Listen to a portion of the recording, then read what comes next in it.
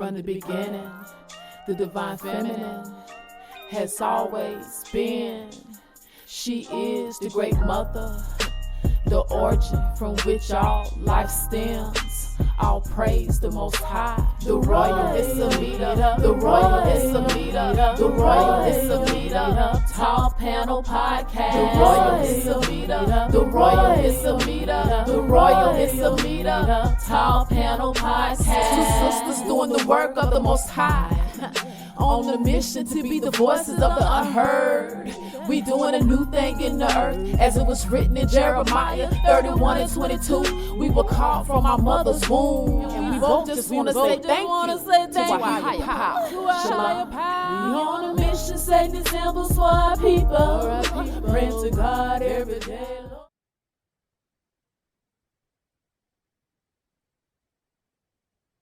How is everyone doing?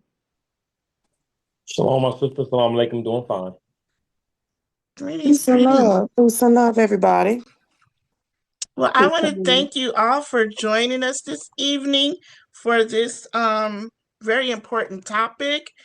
I'm going to look at my screen, so I'm going to call you one by one, and I'm going to go ahead and let you all introduce yourself and just kind of give us a brief, introduction of who you are, what you do, your philosophy on life and health. So I'm going to start from the first person would be Empress Meeks. Thank you for joining us this evening. Blessings and grace, everyone. Peace. I'm Empress Meeks. I am a vegan, plant-based Aitu chef that specializes in Caribbean soul food. That is my background. My mother's from the South and my father's from Jamaica. So I put all of that intentions into my food. I became an Aitu chef around COVID time. So I'm very intentional about what I make for my clients, how they intake the food and digest the food, so that it doesn't leave them sluggish, but it's also live food to give them full of energy. All praises. Okay. Okay. Next, we have the plant lady, Miss Tangia Taylor. Greetings, everyone. My name is Tangia Taylor. I do go by the Plant Lady. I'm thrilled to join you all today for this enlightening discussion on food for divine versus food of devils. My profession is I'm a strategic outsourcing specialist for Tailor-Made Global Logistics, and I'm also executive director for Wise Butterfly, the ag department. And I'm located in Shreveport, Louisiana. And I'm originally from Florida, born and raised in Florida. My parents are from Florida. I grew up on the agriculture side. My dad was a fruit and vegetable harvester. So I'm a passionate advocate for health and wellness. I believe that what we eat profoundly influences our physical, mental, and emotional well-being. My philosophy centers around the idea that clean living is not just about diet, it's about embracing a holistic approach that nurtures the body, mind, and spirit. For people of color, this journey is especially vital. Historically, our communities have faced unique challenges related to food access, culture, food practices, and health disparities. I strive to empower individuals by promoting awareness of nutritious options and encouraging mindful eating habits that honor our rich culinary traditions. By choosing foods that nourish us and aligning our choice with our values, we can reclaim our health and well-being. I'm excited to dive deeper into the topic today and explore how we can all make conscious choices for a healthier future. Thank you. Thank you. Thank you. Okay, next we have Dr. Reason Flores. Greetings, everybody. My name is Dr. Reed Flores. I am a chiropractor, and I've been doing chiropractic for over 20 years. I was invited to the talk by Princess Ada, and she asked me to come in here and share some of my knowledge and information with everybody. My philosophy in life is basically living as natural as you can live. I've started my health journey when I was 19, and it led me into chiropractic. And basically, what chiropractic is removing nerve interference from the nervous system by adjusting the joints in the spine. And today's topic is all about food. And a lot of people come to my office to get themselves out of pain. And chiropractic is an added benefit to your lifestyle to help with your health. But if you don't have your diet right and you're not eating properly, not getting the proper nutrients in your body, it won't enhance your chiropractic experience. So I'm here in Louisville, Kentucky, and I'm honored to be here to talk with everybody about eating healthy and living right. And thank you for letting me be a part of it. Thank you for your Thank time. you. Next, I have our co-host, Miss Sister Rafaela. Hey, peace and love, everybody. How you all doing out there? Peace and love. We want to thank you all for donating your time to enlighten all of us and to educate our people. Of course, this podcast does not generate monies because we don't do it for money. We do it for the edification of ourselves and our people. So we want to thank you all. And Princess Ada, we donate our time into this as well because we're so compassionate about the welfare of our own people. Doesn't matter what spiritual faith you practice, what religion you are involved in, because at the end of the day, we have the same problems and we are the same people. Thank you. Okay. Next, we have Brother Kevin Muhammad. Salam alaikum, family. I'm Brother Kevin Jamal Muhammad here in Springfield, Ohio. I want to thank you, Princess Adai and Sister Raphael, for having this program and the brothers and sisters that's on here. I am a student of the Honorable Mr. Louis Farrakhan of the teachings of the Most Honorable Elijah Muhammad. And for us, we've been talking about how to eat to live for years. And it's great to see the fact is that from coming from the 30s, 40s, 50s, 60s, 70s, and 80s and 90s, that this new generation, this new resurrection that is in our community of us to eat, live, and how to eat, live. So I'm coming as also a counselor and I deal with the mental. And so the fact is that how food that we eat affects, like the sister said earlier, it affects us spiritually and physically, but it also is a component of mental.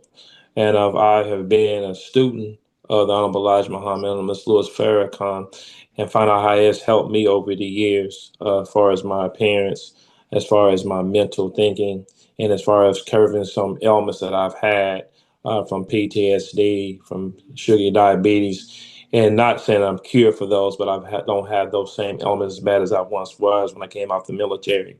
So I just promote how to eat to live, and eating fruits and vegetables is the best way for us to eat. Thank you so All much. praise.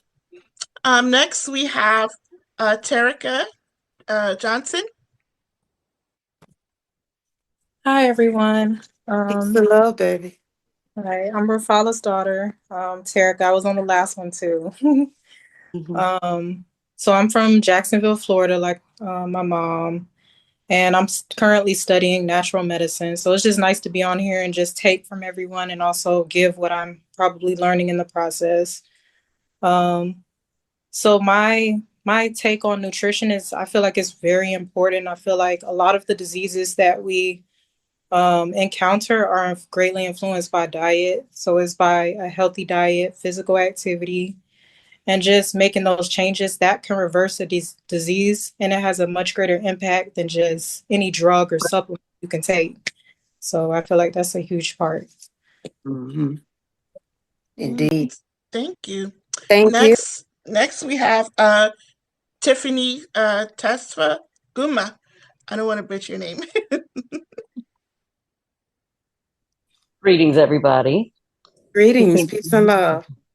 So once again, yes, my name is Tiffany Tesfaguma. I have a company called Full Circle Aesthetics. My credentialing is I am a licensed massage therapist. I am a certified nutrition coach. I'm also a certified hypnotherapist, as well as just a student, an ongoing student like Brother Muhammad over here. And really, my whole philosophy is an integrated approach to health and wellness where we address the whole individual's body, soul, and spirit. We accomplish this via holistic nutrition and fitness coaching, body care, and awareness of the importance of healthy self-perception. We do a lot of dialogue about spiritual health because we do believe that change starts in the spirit and how it transfers to the mind and then integrates into the body. That's pretty much it in a nutshell. And then last but not least, we have Sister Cece Pruitt. Oh, we can't hear you, sis. I was on mute. Sorry. I'm screaming, Willie, they can't hear me. Okay. Sorry. So my name is Sister Cece Pruitt, and my husband and I, we are the, I got it. I got it. We are, we run PQLR1 Radio, where Yah is first. You can check us out on YouTube. If you have an Android app or you have the Android, you can download the app and listen to our radio station. You can also check us out on all social media networks. Again, where Yah is first. We really focus on making sure that we play music and content that is approved by the Father. Because this walk is so serious in these times. We want to initiate health and wellness all around for our people, spirit, mind, body, soul, financial, because we're all on this journey together.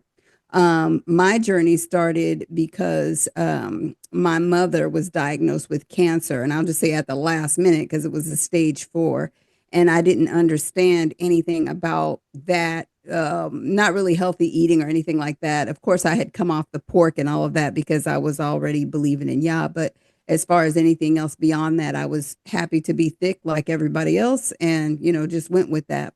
But I didn't realize that we carry so much weight. If you have big breasts or big thighs or big behind, that's fat. That is where your fat is stored. Big legs, that's where your fat is stored. And people don't realize that. They just kind of go with the flow. And so that's where my journey began. And that was back in 2012, 2013. So since then, I've been on a healthy trek to make sure that not only am I making myself better to educate others, but also doing the same thing for my family. So my husband and I both have, testimony of losing, massive amounts of weight by just coming off of the sugar and animal products. And when I say animal products, I mean all animal products, with the exception of honey. We do have honey, but eggs and milk and cheese and ice cream and all these different things, especially meat, because of the toxins that are pumped in these things. So we right now are really heavily studying parasitic infection, because this is another thing that we have not been taught in the school system. That we are all living with demons called parasites that are in our body. You're not really going to get rid of them, but what you want to do is offload a great majority of them so that you do not come up with the diseases that they don't tell you the truth about. And I am 100% confident in telling you that all disease and infection that we come upon comes from parasite infections. And this is not a little matter. It is a big deal. When you hear people having Alzheimer's and MS and all these different things, parasites have greatly affected a person's brain. So I'm happy to be here and talk with everyone. And yeah, so that is me. Thank you, Thank you sister. so That's wonderful. much. So I want to kind of get us right into this. First, I want to ask this question: how many people here are plant-based or are vegan? How many of y'all, don't know meats? No, I know Sister Cece, Sister Raphael. I know Empress Meek. She's plant-based. So Tiffany, you're plant-based. Oh no. Okay, Dr. Ree, you're plant-based. Vegan. Pretty much. I'm not 100%, maybe 95%. Okay. So with that, I want to ask, let's go all the way back to the beginning. I know we're kind of like different faiths here, but I think everybody's probably read the Bible. And in the beginning, it's, God created the heavens and earth. And one of the things in the beginning he created was the food that we were to eat. And all of that, none of that was animal product. It was what grew from the ground or the trees, right? Right. So that being said, when it comes to the melanated body, how many of you think that meat is not meant for us to consume? Meat isn't meant for us to It's not. consume. Yes, it's not. I mean, even though I'm gonna admit that I struggle with that as a student, but I'm getting better as it. But Honorable Elijah Muhammad teaches us that fruits and vegetables are the best for us. Now, he did say that with there is some vegetables we should not eat, but the fruits and vegetables we're about fruitarians and vegetarian by nature. That no meat is good for us. And especially with now, with the things that's going on, with what's going on now in the world, and we feel that the people in charge right now that their end is coming, that they're poisoning a lot of the meat in the grocery store. So yes, no meat is really good for you. Not even chicken. You have to be able to raise them a certain way. And now fish is not meat, and that's why in the month of Ramadan, especially for myself, we I do not partake in any land animals at all during the month of Ramadan for myself. And I feel a lot better when I don't eat that way. So yes, there's a lot of my teaches us that no meat is good for us in book How to Live both 1 and 2. If you ever read that book. Speaking of chicken, do any of you believe that chicken is hybrid and that it should be eaten? What you say, Sister I don't Cece? believe I don't believe you should eat any flesh, whether it be chicken, fish, anything that has a scale, that has blood, is meat. A lot of people think that fish is not meat, but it bleeds. Yeah, so I don't believe that we should be eating any of those things. We should be eating leafy greens, fruits, and grains. That's where we would get the most of our vitamin C, our potassium, all the things that we need is that we eat from the earth and the fullness thereof. Empress Meeks, you're a idol chef, and the word idol, can you kind of break that down for those who may not understand what that means? Idol means that we eat from the ground, we eat from the earth. We use natural herbs and spices to season our food with very little powder seasoning. We eat fresh and we don't use any salt. That's what makes it idol. And if you're going to use any salt, you would use pink Himalaya salt to a minimum. So that is what idol means. It means eating from the earth, the freshness of the food, not cooking down your vegetables. Vegetables should have a little crunch in it because when you cook all the vegetables down, they become limp and no nutrients is in that you're consuming. So that's what, I'm a Rastafarian daughter for 19 years. So we eat from the living God, Indeed. Yes, we eat from the living God.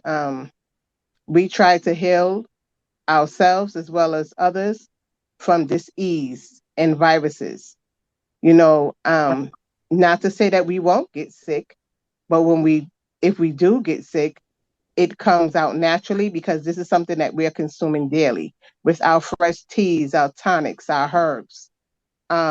no sugary products, no white sugar, no white bread. Anything white is not conducive for you. So a lot of people like to eat rice. And I say, if you're going to eat rice, eat basmati rice or jasmine rice and very little of it. Eat more grains like kiowa, how do you call it? Millet, things that teff, amaranth. Those are very good grains for you. Indeed. Question, what is the difference between seeded fruit and vegetables and unseeded fruits and vegetables, and should it be eaten? Okay, seeded fruits are the best fruits for you, and seeded vegetables. Ones without seeds are GMO.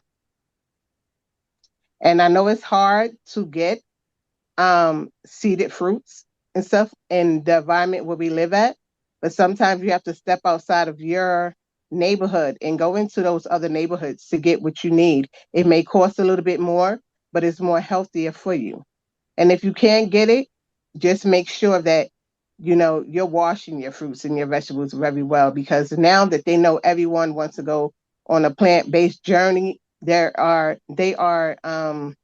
messing with the foods and the fruits. You see that the cucumbers these days, they are so gigantic. Like, it is unbelievable. Like, nothing is healthy. There is poison all around us. They're trying to poison us from the foods, the fruits, anything that we consume. They are trying to poison us. So we have to be mindful and intentional what we putting in our bodies. I want to say that too, sister, that if I may, is that we've gone around the stores, and there is a big push, brothers and sisters, to not have seeded vegetables and seeded fruits in today's market. One of the things they're doing is that if you've gone around, if you look at a lot of the stores, even if you're looking at some of the health food stores, that they're not having seeded grapes anymore in these stores. And we've asked the reasons why. The reasons why they're saying that it's not a so-called big demand for them. But that's not true. I think all of us know in here that in this country, that it's major big money, according to what the Honorable Elijah Muhammad says and Honorable Mr. Farrakhan says, in sickness. So if you get sick, if I take the natural of a fruit that God Allah made, then I make it, if I genetic graft it or GMO, as my sister said, I know it's going to cause sickness in the long run. And pretty much they put those type of vegetables and fruits in our neighborhood. So therefore, that's the reason why we sometimes are the most unhealthiest. We're getting sick, but there's money in that. Health insurance, doctor bills, pharmaceuticals.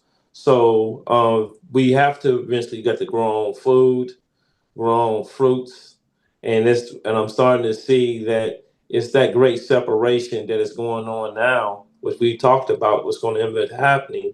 It's going on now with the food. There's a big push of us in our community who wants to eat healthy, but we can't go to our oppressor and ask them to feed us. We got to feed ourselves. Absolutely. I want to get Tiffany and then Tangia, but Dr. Reed, I want you to prepare something to say about what he was just saying about the medical aspect of this, right? Because because of the diet, a lot of people are sick, being pumped with all of this medication. You know what I mean? And maybe you can tell us something that can be done different to help us to steer clear of traditional doctors and medicine. But let me get Sister Tiffany and Tangia first. Thank you. Let me lower my hand here.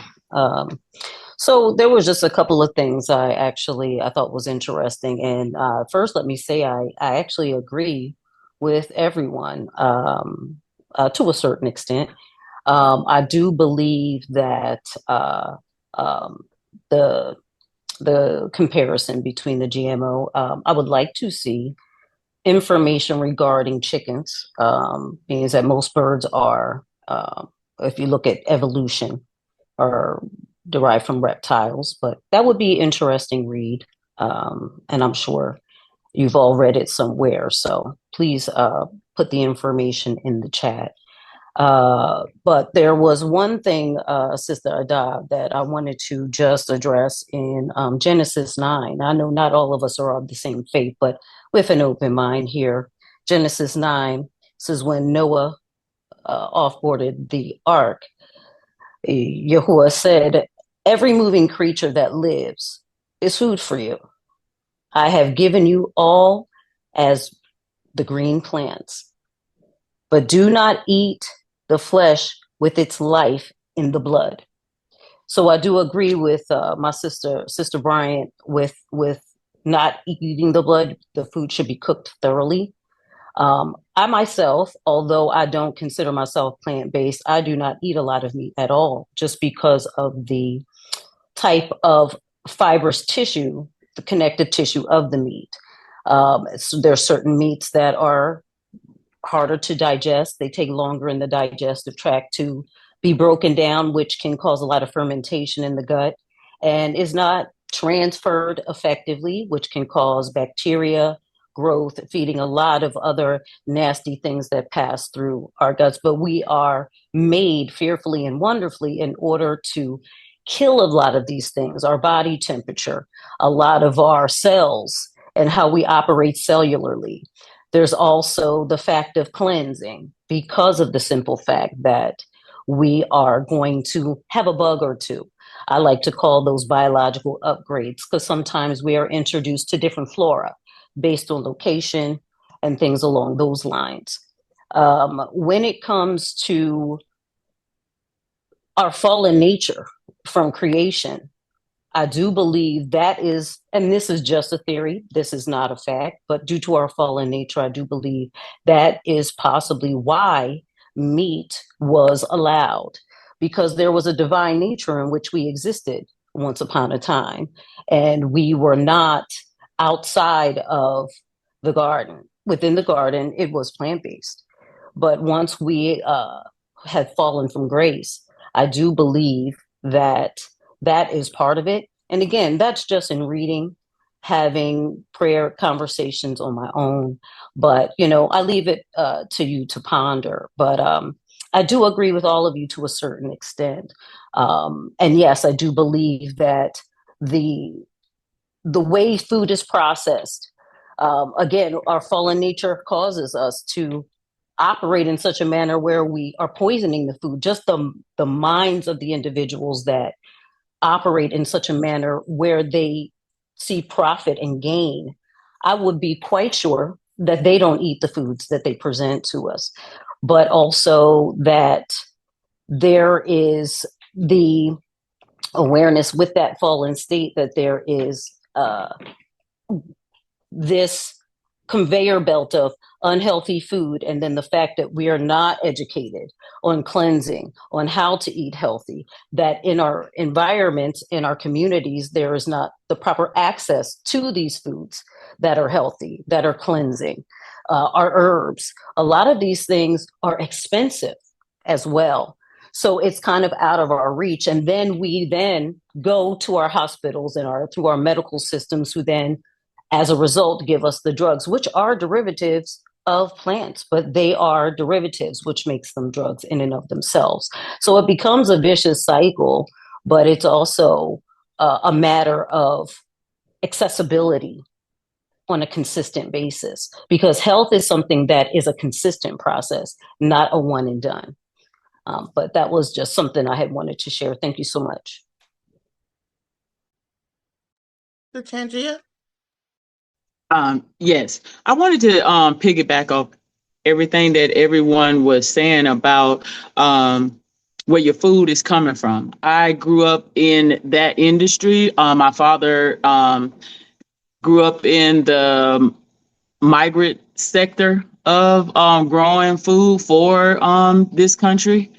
And growing up in the fruit and vegetable industry, we saw the changes. My father farmed for many farmers and saw the changes when they started putting more pesticides in the food. So when it comes to eating clean or eating healthy, even if we're getting these foods out of the stores and we are vegan or we are omnivores, how clean is the food? Because a lot of these big box farmers, these commercial farmers, are paid very well to put these pesticides and herbicides in our foods. They have to follow the rules and regulations of the USDA. And if they don't get funded. So this is where we as a collective have to start looking into growing our own food. Because regardless if we do go to the Whole Food store, Trader Joe's, any of those places, we still don't know what's in that food just because they say that is organic. Because they could be using chicken poop, cow manure, worm castings, all of those things. And the only way that we, when I say we, as a household or as individuals or a collective community, going to know how our food is truly, it is our food that we truly eat from farm to table, is it truly clean to our spiritual knowledge?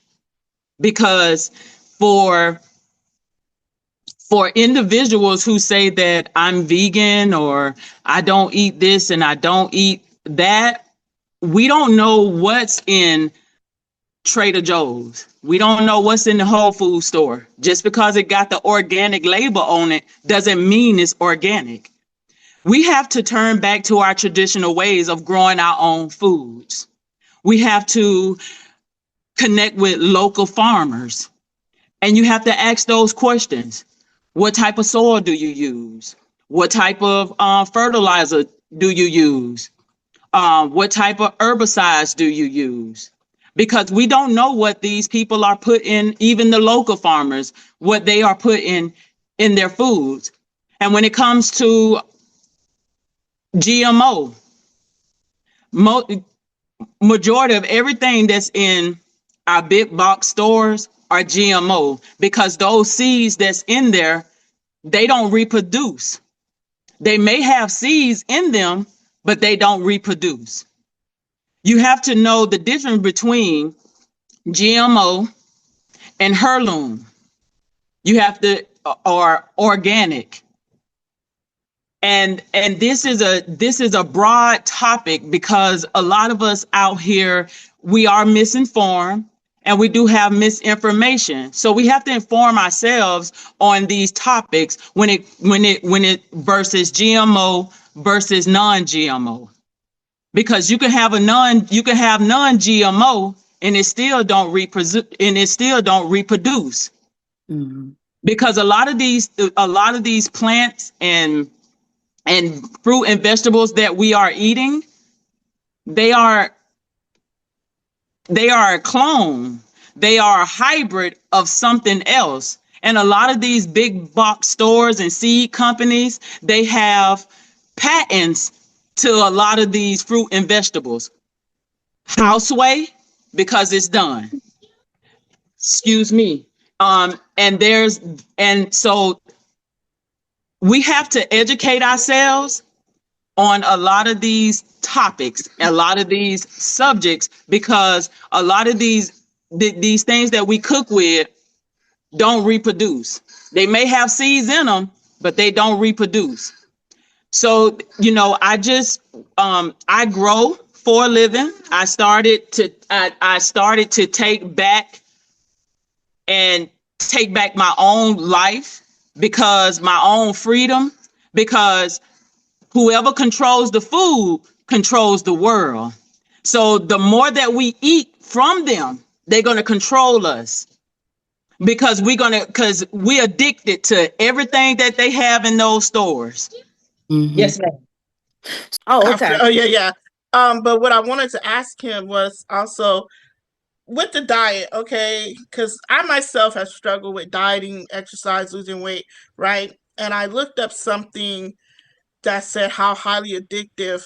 I knew like sugar and was highly addictive, but I recently found out that dairy, like cheese, had something in it that was addictive that I never knew. And I consumed so much cheese, like even when I was giving up meat, I still wanted cheese all the time. So, and I was noticing like, I would go to the doctor and I would ask my doctor, how can I lose weight? And she would give me generic, I think it was something called the DASH diet, no white flour, no white sugar, no white whatever, you know what I mean? But every time I would ask her, that was basically all her knowledge when it came to losing weight. And then she even began to tell me, well, I too am addicted to cheese and I'm trying to lose weight too. And she wanted to give me a shot to take in my stomach, which I did, and ended up making me sick. Um, and so I'm like, well, if you're a medical doctor and went to medical school and you don't even know how to tell me how to get healthy, and you want to keep popping pills in me and stuff. So as a chiropractor, and I know you also deal with holistic health, what is your take on that? Right. Can anybody see this book? Let me see my camera. You can't even see it. It's called How to Eat to Live. I don't think you can see it. But anyways, I'm not in the Nation of Islam, but if you guys get a chance to read that book, it's some very interesting things in there. Like to eat. Like one of the things I stopped doing was eating corn because of reading this book. How hard it was on our body. It speaks of white potatoes. Like some of the food that we eat is kind of considered cattle food, like for animals, feed food, but we consume it on a regular.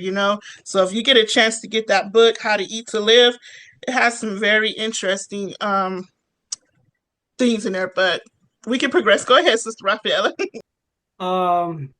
Well, when it comes to taking medications, or you want me to talk about the milk and the cheese? Well, one of the things with the milk, it has a protein in it called casein, and this particular protein, a lot of humans have a hard time digesting or breaking it down. Like a cow has specific protein or enzymes to break down their foods, and they have multiple stomachs as well, so they can digest and digest and digest.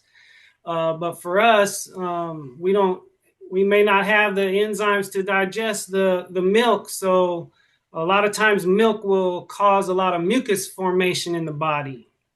The body will produce a lot of congestion in the sinuses and the lungs and the stomach. The body will produce this mucus basically as a protection mechanism of any kind of foreign substances that come into the body. It's like a net that catches all the toxic waste that we ingest, so that the body can eliminate either through the nose, through sneezing, coughing it out, vomiting, and even when it goes down the other way, diarrhea and things like that. But when it comes to like medications, all the medicines are synthetic, meaning they're man-made. And we're all here educated, and a lot of the people that we're talking to right now may not have the information that we have. So that's what I'm thankful for, this type of gathering to get together to talk about it. So when medication, because it's synthetic, it's made by man, all of the medications have side effects. And these side effects affect our bodies and cause other symptoms to come about in our bodies. So when a lot of people come to me, they're taking medications, and sometimes they're taking a whole page of medications. And the reason they're taking all these medicines is because when they go into the medical model and they take their first medication, it will cause some type of side effect. Then they'll go back to medical model and they'll say, well, now this is happening to me. Now they'll get a second prescription to take care of that symptom. And then that will cause another symptom or side effect. And then they'll go back and get another medication to take care of that. And it's just a progression of falling deeper and deeper into the pit of being dependent on medication. And medication's not going to cure you. It's not going to heal you. It's just going to postpone those symptoms off for another time. And once we understand that, then we'll begin to start our healing journey, because we don't want to be dependent on medications for the rest of our lives. And that's what the medical model is designed to do, is to keep us dependent on going back and staying on these medications. We got to educate ourselves, like all of the other ladies were saying. That's the key. And we have to take personal responsibility for our own health. We can't just go to a medical doctor and say, what's the answer to my problem? We've got to research it out and look it up. Today's the information age. Everything is online, and we can look up anything. We don't have to go to libraries no more. I got to look up anything, go anywhere. We can just find it all online right now. Any kind of symptoms, any kind of medications you're taking, look up that medication and find out what the side effects. You'll see that it has a whole list of side effects. And then as you begin to educate yourself on what medications you're taking, you can work with somebody that has some knowledge about plants and diet and eating and herbs to wean yourself off of these meds, because the plants are going to heal you, and the plants are going to give you that cure that you're looking for. You just have to find out where it is. All the plants on the earth are designed to heal our body. That medicine, the food is our medicine, and we got to find out what foods we need to eat to heal ourselves. Oh, I wanted to give you all my personal testimony. My daughter is on here, and she actually can witness that I was diagnosed with cancer back in 2021. Am I correct about the year, Terica? 2022. So is what motivated me to go plant-based, which I'm 98% plant-based, by the way. It's a process. However, that motivated me to totally change my diet. I actually went on a fast for 7 weeks. And all I ate for 7 weeks was fruits, vegetables, which was I cooked. I think I didn't. I ate uncooked vegetables and fruit and smoothies for 7 weeks. When I went back to my doctor, because they was talking about going further, he actually did an exam on me. He said, "Wait a minute." He said, "I see evidence here, but it's gone." So I actually reversed my condition with my diet. So I just wanted to let you, share that with you guys. Maybe that'll motivate some people out there. Well, Sister Rafi, I want to say that too. I think that not only that you what Donald Elijah Muhammad says here in Sister Men and Hollywood, but also too, you change your thinking. I think a lot of us want us to understand too is that how we think affects to how the food goes in our bodies and digestive system. So we have to change our thinking. If we have negative thoughts, that food affects our body as we take it inside our bodies. If we have negative thoughts, we have to be very careful about what type of environment we're in. If we're in an environment that is not in a good thinking environment, that affects us how we think and affects the food just in our digestive system too. So that's the reason why we promote that you be in a peaceful environment. Be careful what you watch on TV, what type of music you listen to. Try not to be in a lot of dispute. I know we live in an imperfect world, so we're going to have some things. We're going to be in an environment that's not too good. But the mental food of us, how we thinking, praying, fasting, reading good books. Be careful of watching stuff on social media. So people fighting each other. Those things affect our mental state. And when we eat, what we eat and what we watch has an ability to cause some of these elements that were in our society. What they've always do is that when you are having these elements, they put you in an environment that is more peaceful. If you notice that, they want you to live in an environment that's more peaceful, And with the new diet, it goes hand in hand.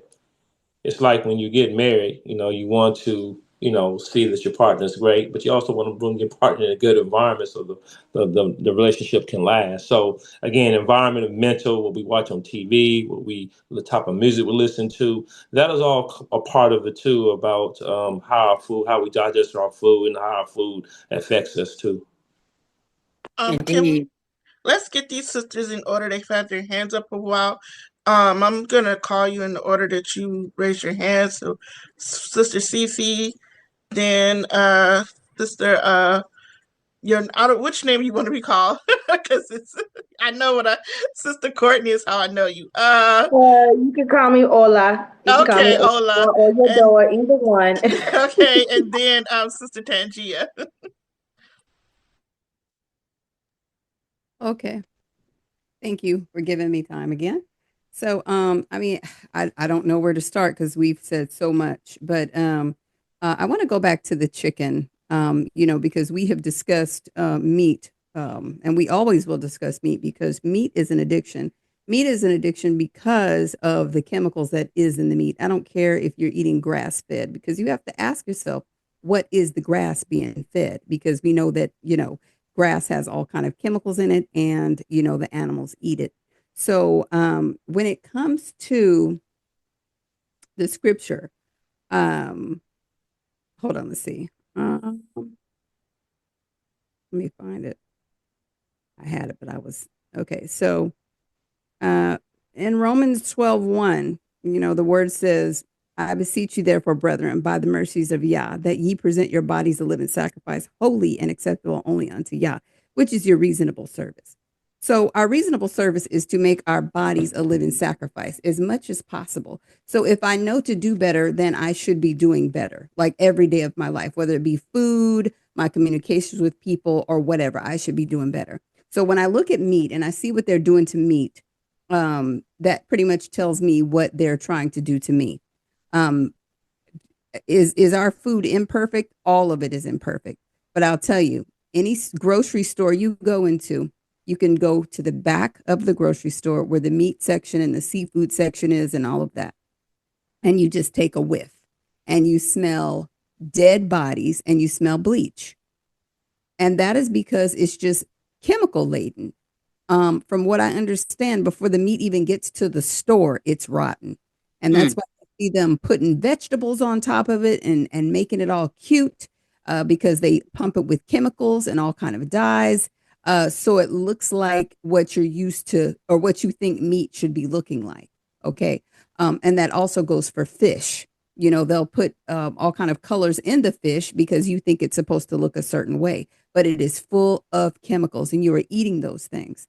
Now, the vegetables are not perfect either, but again, presenting my body a living sacrifice, holy and acceptable only unto Yah, I'm going to eliminate the meat. That's me. I'm going to eliminate the meat because I know that is what I can do. There's plenty of studies showing what the meat is doing to us because of what they're putting in the meat. And I will recommend people who are visual learners watch the movie What the Health. I have a snippet in my phone right now I'd like to play, but for time's sake, I know I don't have time. But in What the Health, they're showing you all of the chemicals. There's a long list of chemicals that they must basically put in this meat for it to go into the grocery stores. And that's just something that we've got to be aware of. And then speaking of the chicken, I was going to talk about the chicken. When you're trying to go on your healthy trek to better eating, people always say chicken and fish. Well, chicken is dirty. Chicken eats mice.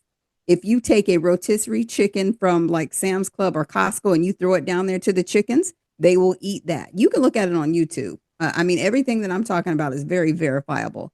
They will eat the rotisserie chicken. They'll eat mice. They'll eat bugs. They eat snakes. They eat rats. They eat anything. So does that not sound like a pig? Does that not sound unclean? Most of us here would agree that the pig is a filthy animal because they eat the sores off their own bodies or each other's bodies. But the chicken is just as bad. Now, initially, the chicken was something called a guinea hen.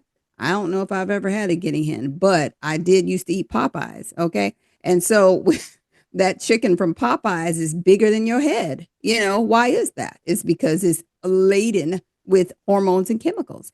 So, a lot of people they're at different stages concerning what it is that they're consuming, whether it be social media or food. So we just have to start somewhere, because there's no reason at this time to be ignorant about anything, because what are you on social media for if you're not trying to better your life or better your lifestyle or your children's lives? There's a lot of information out here for us to teach ourselves. You don't need to go to a school and take out loans and grants and all this other nonsense that we've been taught to believe. YouTube University is great.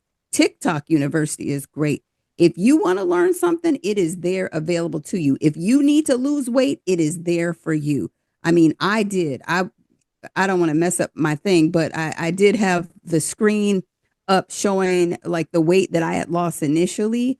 When I got off meat, your body is like giving you a breath of fresh air. They're like doing a long sigh. When you get off that meat, at least for maybe a week, maybe 3 days, when you give your body that rest, your body starts automatically healing. When you fast, your body is automatically healing. That's another thing we definitely need to get back to, because I believe the Bible, and my source is Yahuwah. So I know what the Bible says. Some of these things do not leave except for by fasting and praying. You're going through something. Guess what? You need to do some I'm not going to say might. You need to do some fasting and praying so those things can get out of your system, because it totally resets your body. A lot of us say we believe the word, we believe the Bible, but we have never fasted. I mean, I have fasted. And another thing that I've done is something called a grape cure. There's a book, and you can get it free online. It's called The Grape Cure. I went on the grape cure for a month. I had achy joints, arthritis, feeling knees and all that. When I did that grape cure, you eat nothing but grapes. Until, however, you eat nothing but grapes. And I'm telling you, I felt like a new woman. I could jump out of the bed and I was good to go. But you got to start somewhere. Like, there is no excuse. Anytime you cannot get off of some foods or sugars or cheese or milk, that is the parasites talking. That's another thing. Like, we are still at first level understanding about a lot of things. And these parasites are serious. They are what is driving your thinking. They're what is driving people to be crazy and have cravings and literally just anything that you can think about. If you look, just Google, what does a parasite look like? They look like these aliens that they are putting in these movies. Okay. Because, they show us things and they make us think it's just a movie. No, they're showing us what we're really dealing with in real time, but we don't know that because we're so busy watching whatever people are watching, Real Housewives of whatever, we're distracted. That's what I'll say. We're distracted against what should really be in front of us so that we can take control of our lives. And again, make our bodies a living sacrifice, holy and acceptable only unto Yah. How can I do that? Every day, let me seek. How can I do that? Let me pray to the Father. Father, this is your body. How do you need me to do this? What is it that I need to be purging out? What about the Hebrew boys? Was it that them when they went on a vegetable diet? That all they were like, we don't want the king's meat. They went on a pure vegetable diet, So why did they do that? They said, we're going to be stronger than anybody when we come out of this. Well, there was a reason for that. And, just like you all had the plural marriage thing, where we had that whole powwow, some things are permissible, but are they the best thing for you? You can have 10 wives, but is that the best thing for you?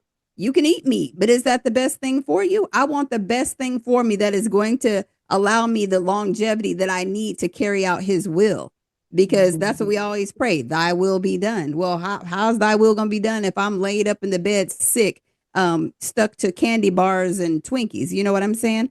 Stuck to pork chops and chicken legs. And, I can't get off of Ponderosa still a restaurant? I don't know, but I can't get off of Popeyes and all these other things. My goal is to make my body a living sacrifice, holy and acceptable unto him.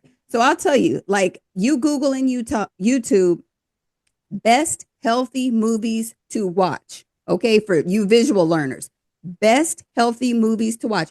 There is a whole list of movies. And I'm telling you, You can sit there and just binge out on these movies and learn what you need to learn.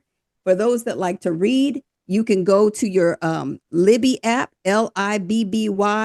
Okay.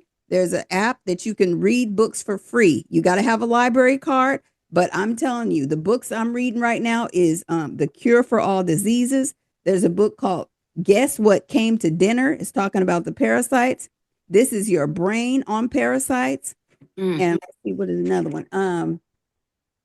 Clean, The New Science of Skin. That's a book where this man is talking about how he doesn't take baths anymore. Sounds gross because we heard recently these people don't use wash rags and all that other stuff, but it just gets deeper into like the causation behind sickness and disease concerning, things that we just don't readily know about. So I'm saying we got to really study more. Make yourself a student. Maybe you didn't do so good in school, but you need to create a school within yourself. So every day you're educating yourself about something. Read your Bible, of course. The Bible talks about worms. The Bible talks about being sick. The Bible talks about these things like what you need to do if you're sick. I mean, you got to get it together. I'm every day I'm working on it. I am not the pinnacle of all things known about health or anything like that. I'm on this journey as well. I'm striving toward perfection just like everyone else.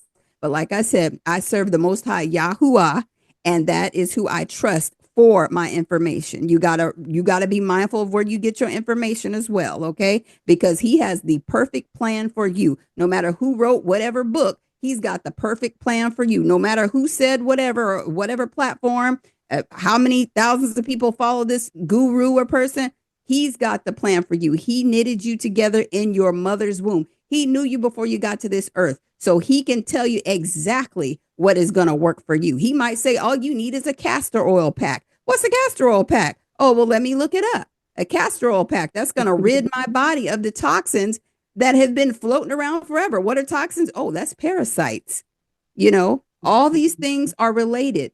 I'm doing a series on dental work right now, like our mouths. We don't realize our mouths are very filthy. Our mouths are the gateway to disease and sickness. And what are people putting in their mouths? Way more than food, I'll tell you. And we got to be mindful of these things, and we got to make some changes.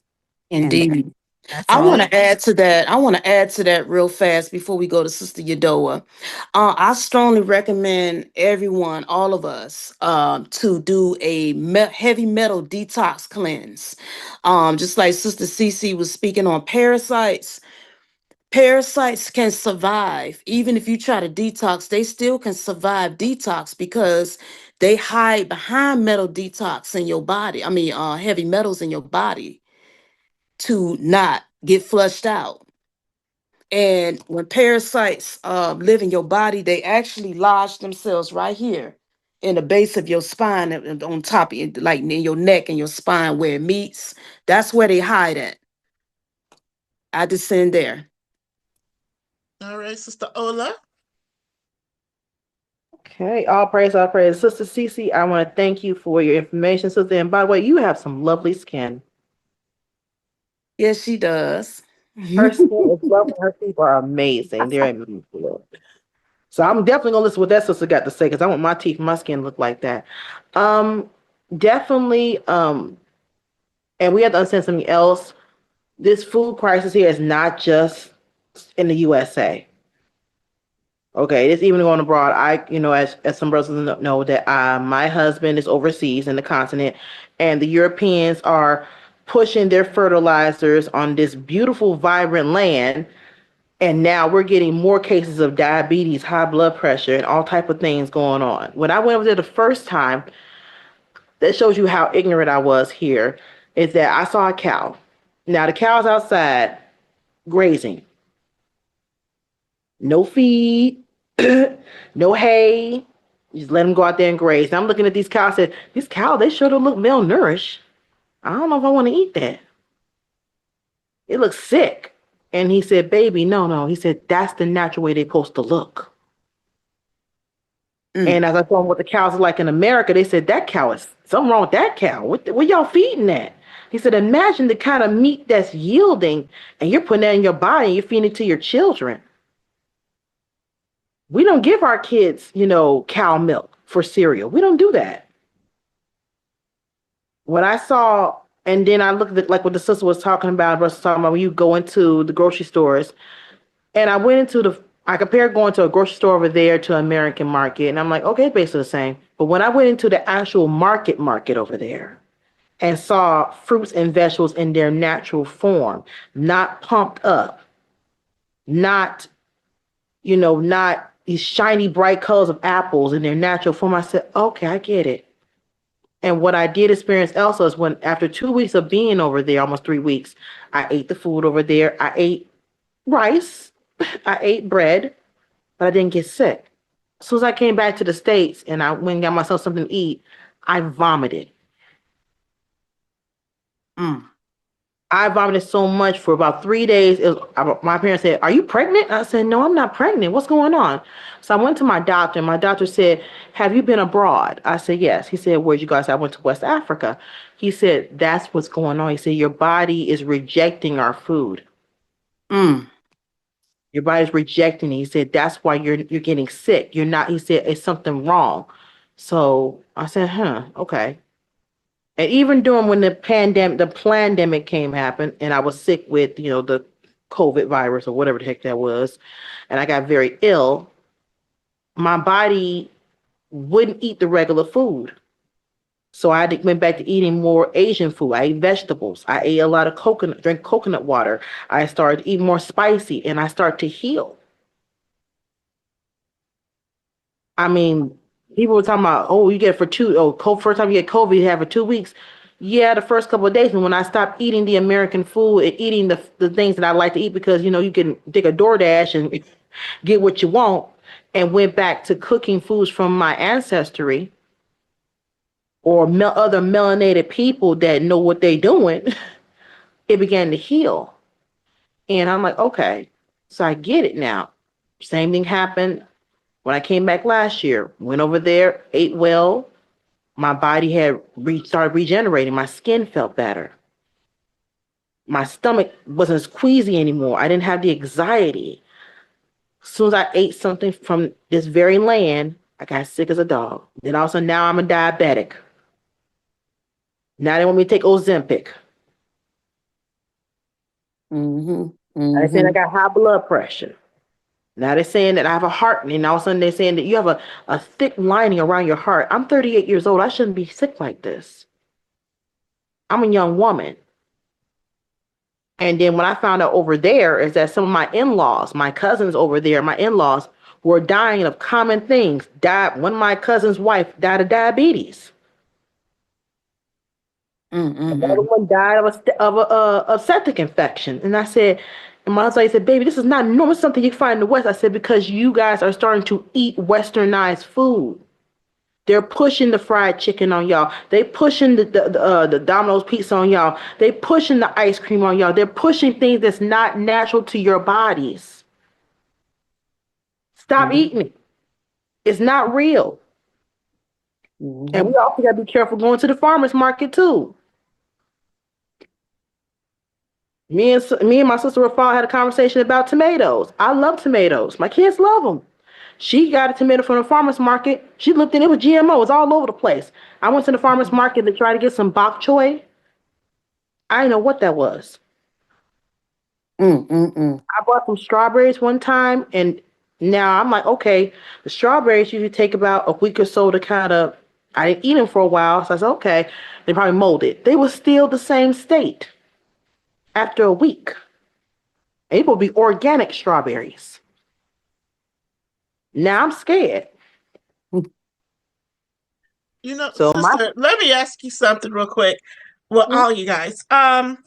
When it comes to us melanated Black people, however you want to identify, what do you think has more of an adverse effect on our health? Is it our cultural food, greens and, fried chicken, da da da, or is it the American food, burgers, cheese, pizza, hot dogs, those things? What do you think has more of a negative effect on us?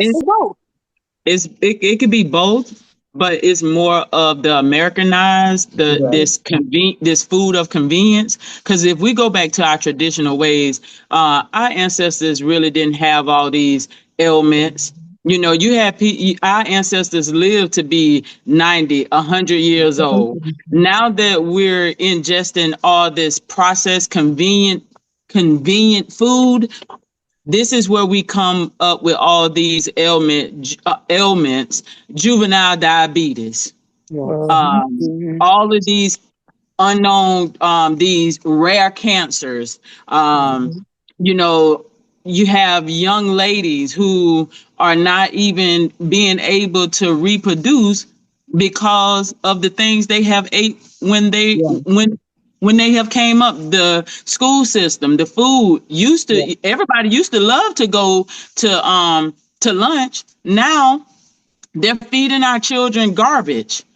So if you know, so it's like over the past, I want to say almost 30 years, our food our ailments, our health, and our culture has increased tremendously.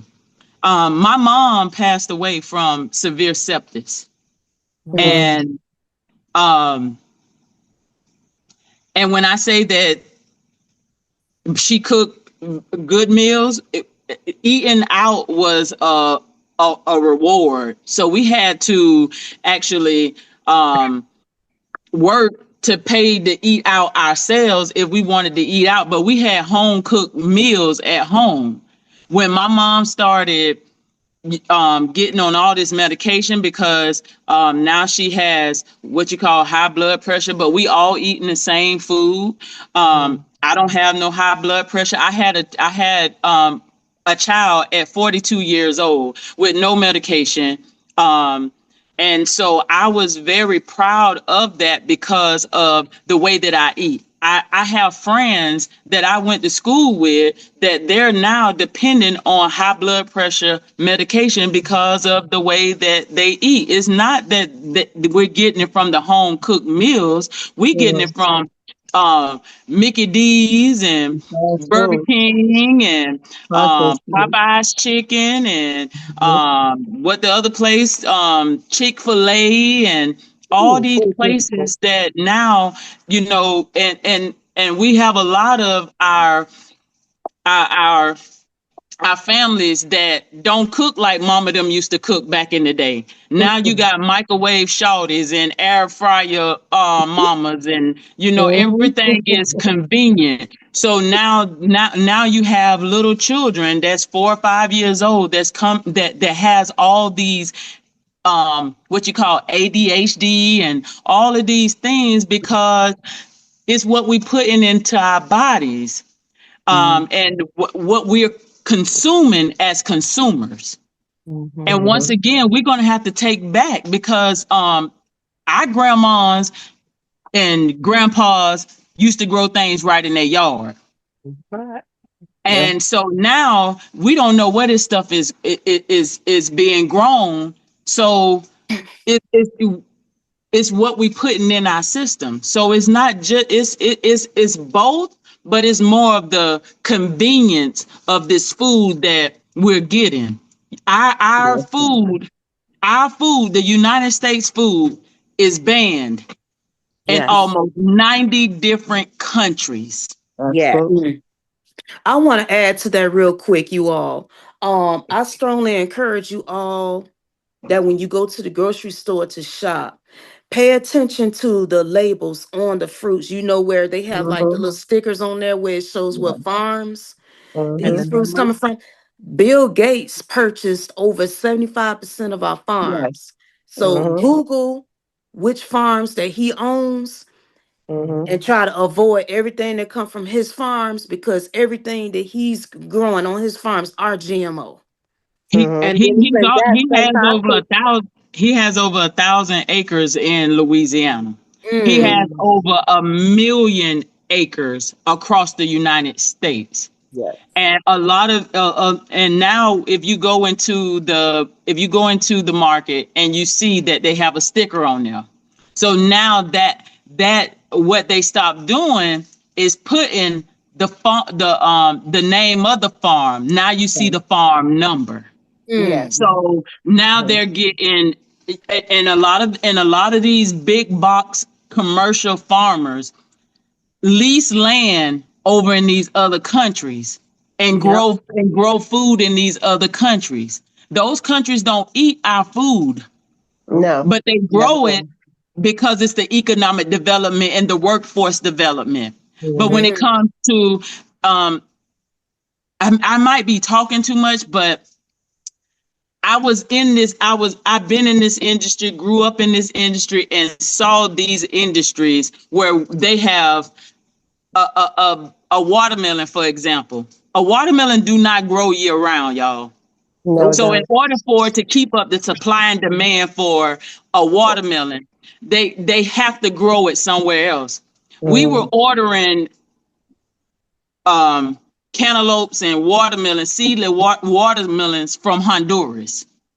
And they Mm. and these are companies that grow over there to keep the supply and demand in the United States.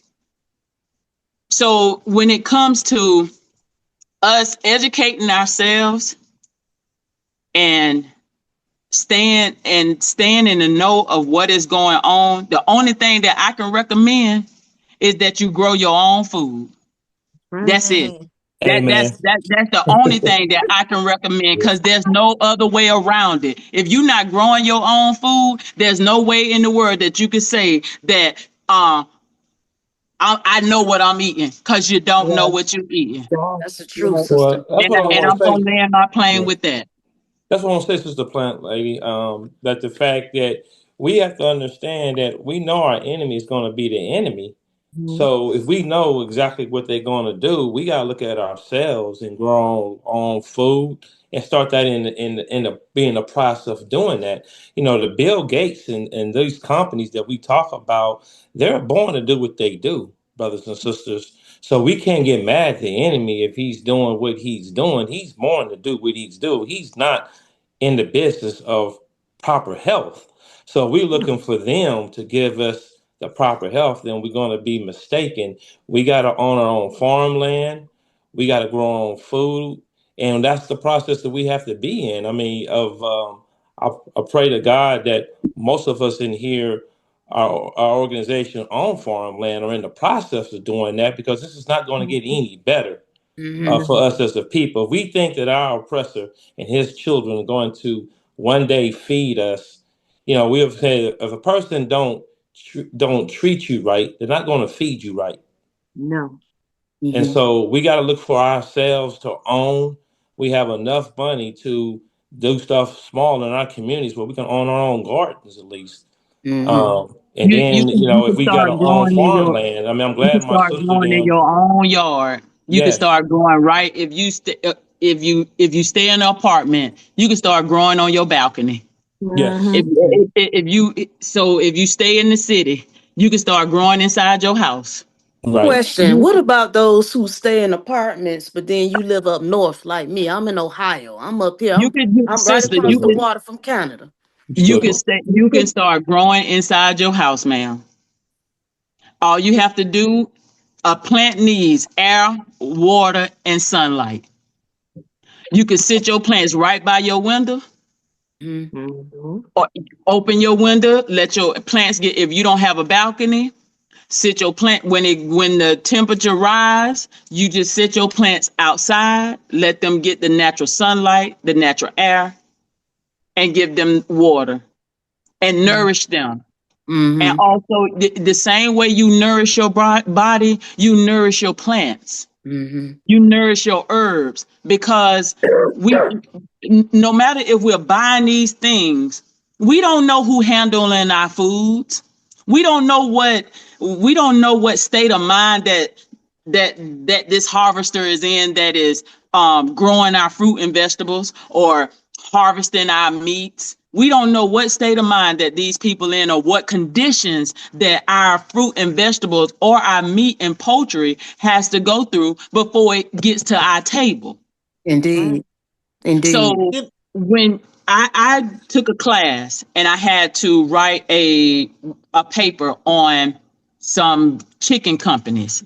I don't want to say no name on here, but I had to write a paper. The way that these companies torture these animals, and if you are an animal lover, yes, you would steer away from the meats, because the anguish and the pain that these animals have to go through. You see people stepping on these animals' head, and you wonder why why you got to put tenderizer on your meat, because it's the state that that animal went through before it got to your table. Because all they doing is just, torturing the animal. The animal tensing up, and because it's going through a horrific ordeal before it gets to our table. I stopped eating pork a long time ago, and I have family that eat pork, and it was just a choice that I made because I was around some Rastafarians, and they educated me on why I shouldn't eat this meat. And they was like, well, try this for 7 days. And when I tried their way for 7 days, I never went back to pork. And when I would go home, of course, you grew up on this. And people would just deliberately put pork in their food, and I wouldn't eat it. And Plant Lady, hold on. What do you think the obsession is with the pig in our community? Because it was cheap. It goes all the way back to slave time. So that was our delicacy, just like oxtails. Now you go try to buy an oxtail, and oxtails about $10 for a pack with 4 bones in them. So that was something that was traditional to us, but over a period of time, our ancestors used to grow their own pigs and slaughter their own pigs and slaughter their own animals, and they knew what they was feeding their animals. Now that all of that has taken away from our culture, now that we're not harvesting our own animals and growing our own fruit and vegetables, and we're depending on somebody else to do it. Now we getting fed whatever. Indeed. So it's to the point where now, if we can't go back to our traditional ways in Kofa, go back to what we know, then we just spin in the circle, because we got to go back to what we know in order for us to be absolutely free. Yes. Indeed. Sister Tiffany? Yes, thank you. I'm going to lower my hand at this point. I just felt the sensitivity to maybe change the vibration, just because my cortisol levels is just up just listening to so much death talk. I want to remind us all that, and I didn't really go into my background as a kid. I know some of us did, but I will, just for the sake of clarity. I started changing my behavior as a whole person. I wouldn't say I became perfect. There was still a lot of changes I made as an adult as I came into more knowledge and wisdom and spiritual growth. But I started changing a lot of my nutrition first. And a lot of that was the Holy Spirit. It wasn't because I read a whole bunch of books. It wasn't because I watched all the fear and fear mongering online and all of this crazy, like I can just feel the anxiety just in this space right now. So I just want to say that I want us to be reminded that we do have an enemy, but we serve a sovereign being who is in control of everything. And I can honestly see by the awareness in this group that it's by the renewing of your mind that this growth begins to happen. It is a spiritual walk The more you grow and you have developed spiritually, there is a part of you that is renewed that makes these changes. Some of us, yes, we were raised in an environment that allowed us to be aware of some of the differences and the changes and things like that. But there is a seed in all of us, especially in this group, because I can hear it all. We wouldn't all be having this dialogue if there wasn't a level of awareness that I know is deep-seated in our spirit. And one thing that spiritual maturity is reflected in our behavior, which is a reflection of your soul, which is your mind, will, and emotions. Mm-hmm. And when your mind changes, your will and your activities begin to change, it manifests in your physical body. Now, as we go, we are going to change and change what we eat, maybe increase our activity, restrain from certain things, and it's going to change the presentation of our outer being. You know, I was organically guided, but that didn't mean that there wasn't more for me to learn. But one thing I want you all to remember, that true health is joy, and joy is a gift of the spirit. And whatever you decide to do, there is going to be this mechanism in you, whether you eat meat or not, whether you are plant-based, whether you do this or that, there is going to be a part of you that is triggered to do certain things. Like, for instance, going back in my days where I used to drink, we used to go out and drink sometimes. There was still a part of me that knew I needed to drink a whole bunch of water the next day, just keeping it very basic. There is going to be parts of you that is organic and moving in the ways of righteousness. It may be small steps, it may be larger steps for some, but I want to just read, just one little segment here that I thought was just very powerful. It says, a cheerful and good heart will have a care for his meat and diet. So at the end of the day, when you have a love for the divine, you have a love for yourself, and you treat your vessel as a place where the Most High dwells, you're going to just have a different awareness. And then there's going to be parts of you that shares this information and makes it accessible. The issue is not that people don't have a desire. It's that people don't know where to get these things. Do you see what I'm saying? We have laws in place that don't let you make your own bread. We have laws in place that don't let you grow your own food in certain places. So we can have this mentality, but what are we doing to actually solve the problem? Let's start networking to share this information for people who aren't aware. We also have to be mindful of our tendencies to operate in excess. We are excess. You can even be excess in fear, and that can create sickness. So it doesn't matter how good you eat. If your mind is focused on fear all the time, you can still put on weight. You can still be unhealthy. My husband, take me off. But anyway, no, you're fine. But, there's contamination in the air. We just talking about food. We got contamination in the air. We got contamination in the water. We have all these different things, but we also have ways of cleansing ourselves, making these things accessible as well. Let's provide the solution, not just talk about what's wrong. I know about slavery. I know about ignorance. I know about contamination. I know about the system. How are we going to fix it? I do believe in chiropractic. I do believe in healthy eating. I do believe in detox. I do believe in all of these things. Criticizing doesn't work. Giving the solution does. And I think that one area in which we hadn't talked about, which is, I think, an incredible detox, is fasting and prayer.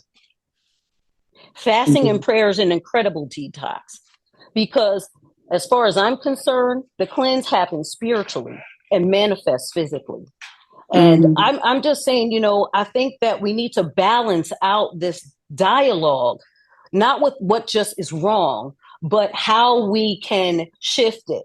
Because if I go and read all these articles, I'm going to be afraid to go anywhere to eat. I'm going to be afraid to go anywhere. But show me where I can go. Like one thing Sister Cece and I, we always talk about is, herbs, where we can find good herbs. We was just talking about that earlier today, showing people where they can find reliable fruits and vegetables. Like we have local farms here. We do support the co-ops. We do, make the effort. But, I think that, if I may say, my main concern, I think that I've observed is this fear of this world. And we are supposed to be in this world, but not of it. Right. So that's all I wanted to say about that. Thank you, sister. That Can was I good. ask Dr. Reason, what advice do you have? Because, like she was saying, yes, we definitely are bringing out the issues we have, but, you deal with people coming in with aches, pains, and different things, which also is a result of diet and poor living. So what are some things that you would advise people on to help them? Because, just like with a building, you can't have a house up without a strong frame and foundation. And our frame, our bones, is a part of our foundation, right? So what can you tell us to help us, on our journey to better health? Well, first off, everybody's been saying educating yourself. That's the first step. She just laid it out for you. And you can't be hard on yourself when you're starting this health journey. A lot of people get started on their health journey because of some kind of symptom that they have, and they're searching for answers to try to figure out how to fix it. That's the best place to start. Start researching.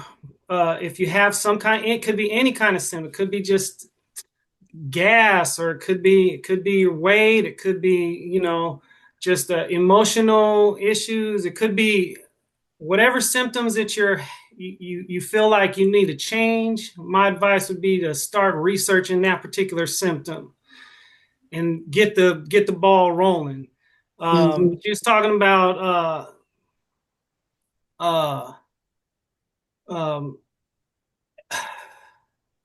positive things that you could do instead of focusing on the bad stuff.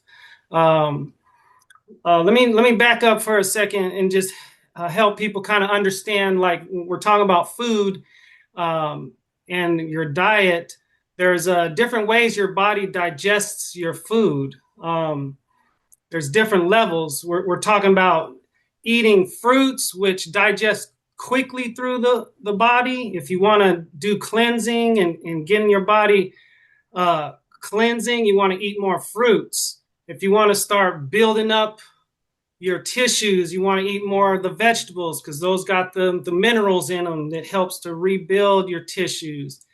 When you start moving into the meats take a long time to digest in your digestive tract.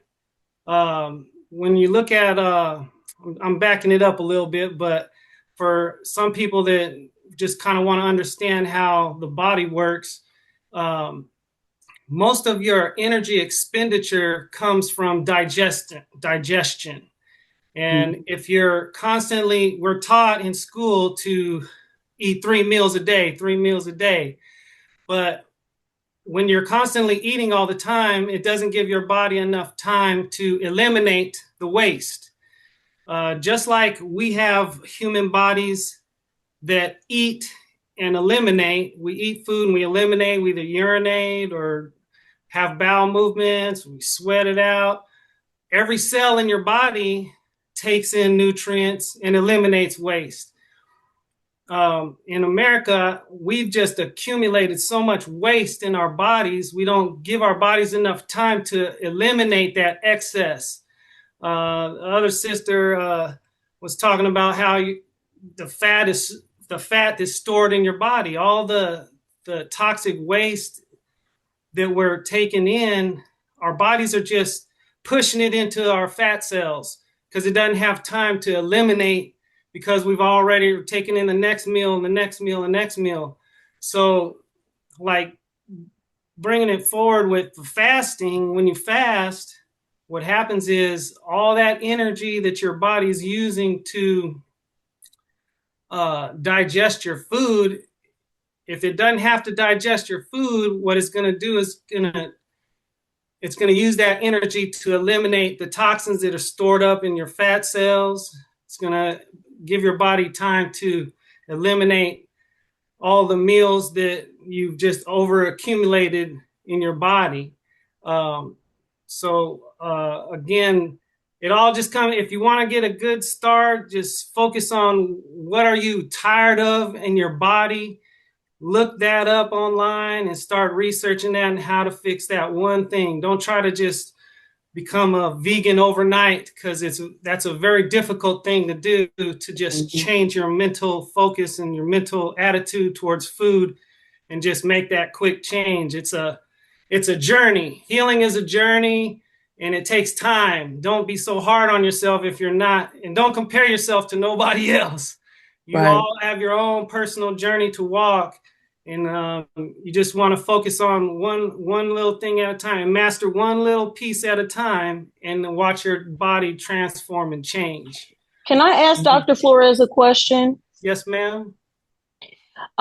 So I have a question to ask you your thoughts on integrative doctors, also blood work, the importance of blood work when you really want to know about what's going on in your body. Would you suggest getting your blood work done, urinalysis? You have a lot of holistic doctors that they'll take your hair, they'll take your urine, they'll do a lot of these. What is your thought processes on the effectiveness, the accuracy of certain types of tests like that? Or would you say that blood work is going to be the most ideal when giving you a reflection of what's going on? I mean, you have people that read the tongue, they read the gums, all kinds of different things. So what, from your perspective, would be the most effective way to learn about what where your body is in its own processes, what levels are up, down, off, and etc.?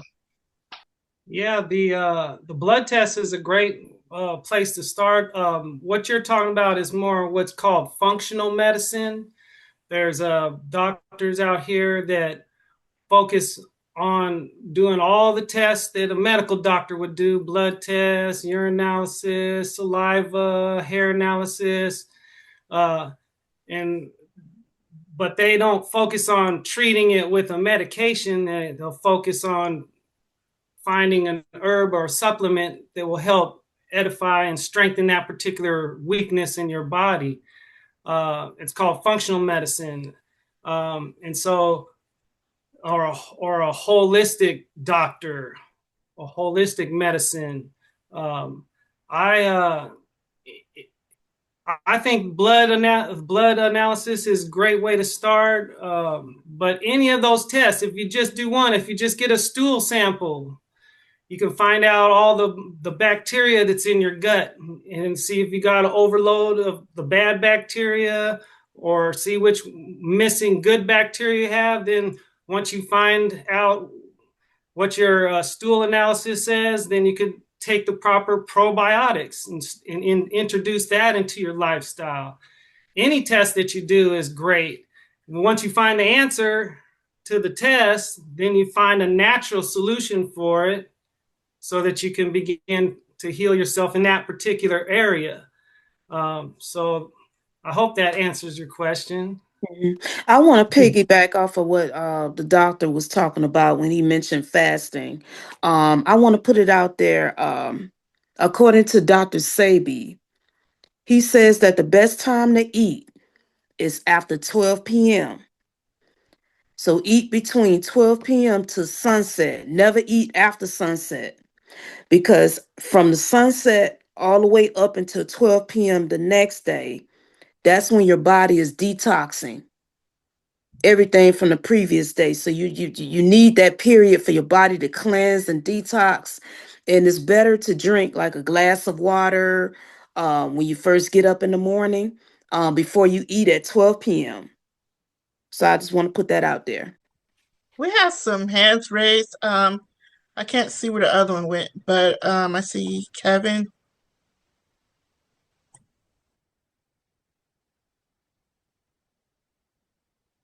Or maybe not. Okay, Terica. So I have a question for any of the doctors or anybody who's an expert. Oh wait. Okay. So I know like in school we're always studying like different diseases. And one thing I've noticed is they always bring up the Mediterranean diet. So I wanted to know like what would you say is probably the most effective diet? Because we learned about the DASH diet, low carb diet, plant-based, Mediterranean. So what would you say is like the most effective diet?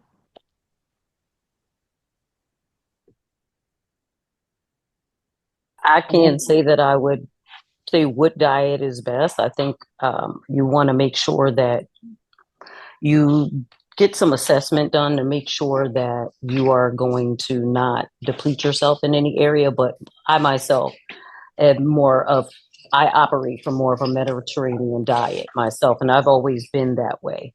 I do believe that it gives me a nice balance of, fats, moderate carbs, and protein, and that's served me well.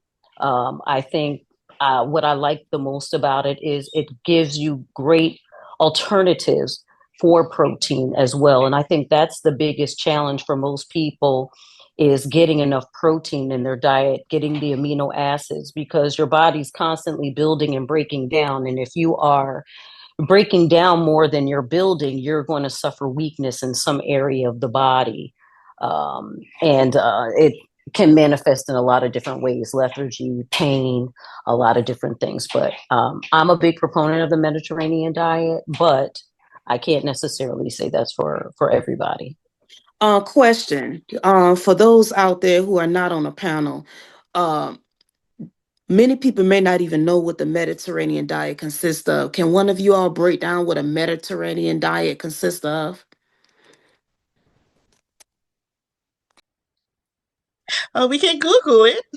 Well, let's Google it. Well, I can answer it. I know it's more of the vegetables and fruits, and then you're eating like minimal meat. Mhm. I'm trying to think of what else. What type of meat does it consist of that you're Isn't allowed it to eat? I would seafood? say, Like a pescatarian diet, like? yeah, something Okay. like that. Yeah. Okay. Can you guys hear me? Yes. Yes. Yeah, this is Gabriel. I'm actually Tiffany's husband. And even though I'm African, I grew up in Italy, so I was raised with the Mediterranean diet. One main thing that people oversee about the Mediterranean diet is the freshness of the food. There's very little refrigeration as far as freezing things. As much as possible, people buy the foods that they eat on that same day, and that's a huge component. Like whether it's fruits and vegetables, or even the people that do eat meat. I grew up by the sea, and people are very much strict about eating fish that was literally fished the same day. So they don't refrigerate as much, and a lot of it is also using the oils like olive oil and things like that are obviously harvested in that area, which is wherever whichever land that is exposed to the Mediterranean Sea. Um, uh, they do eat meat. I mean, I can only speak for Italy per se. They do eat meat, but again, it's all about the freshness of the food. And compared to the American diet, or the more mainstream American diet, there's almost very little to none fried foods. I was very much shocked when I first moved to the United States how much fried food there is here. I was not used to that, and it was kind of like a shock to my system. So I know that that's also a huge component. And of course, is the whole idea of breaking down the courses into smaller plates rather than putting everything on one plate. So people take longer to eat. They sit at the table for at least an hour for every meal, and they allow them their bodies to digest each component of the meal, and they wait in between courses. So that's kind of my Just wanted to give my 2 cents from my personal experience. I Empress wanted me. I Oh, wanted the expert to say it. I was like, you gotta tell him you're right from there.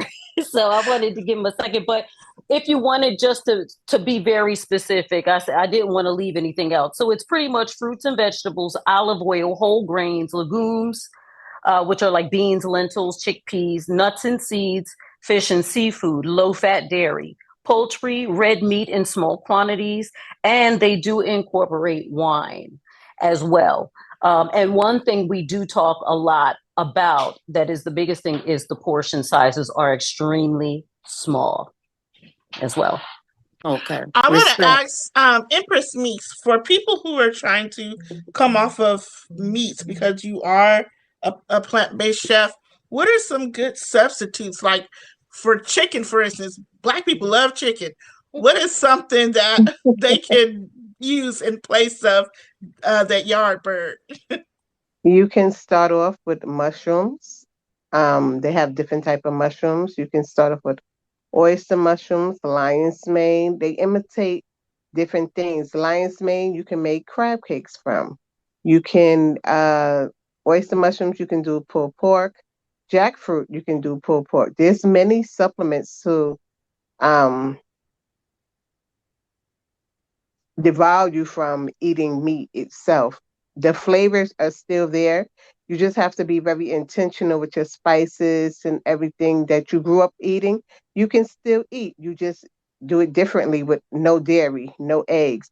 You can use chickpeas as your egg, as in chickpea scramble. You can Mm-hmm. do tofu, but that's soy. So you do that as a minimum. It's a lifestyle. It's not going to happen overnight, but there are ways to get you off of meat.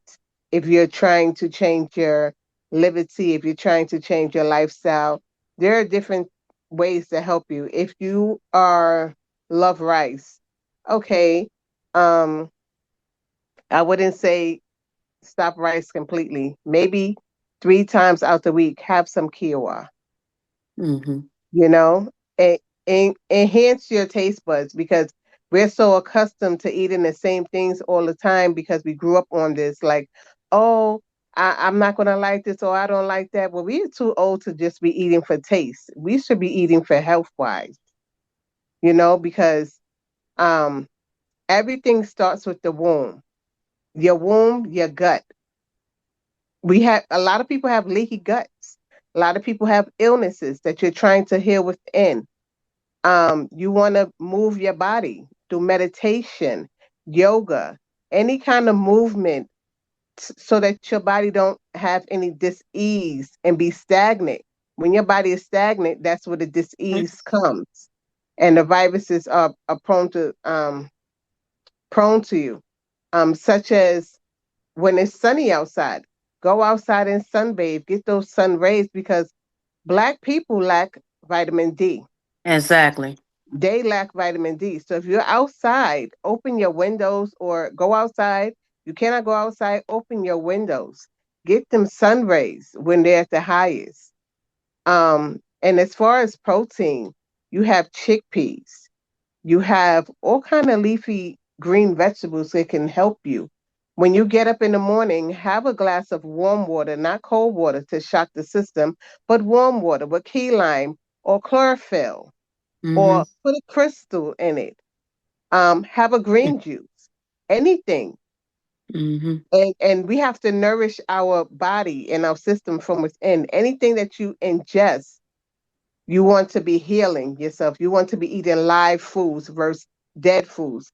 Not too much processed foods if you're eating processed foods because that's just as bad as eating meat.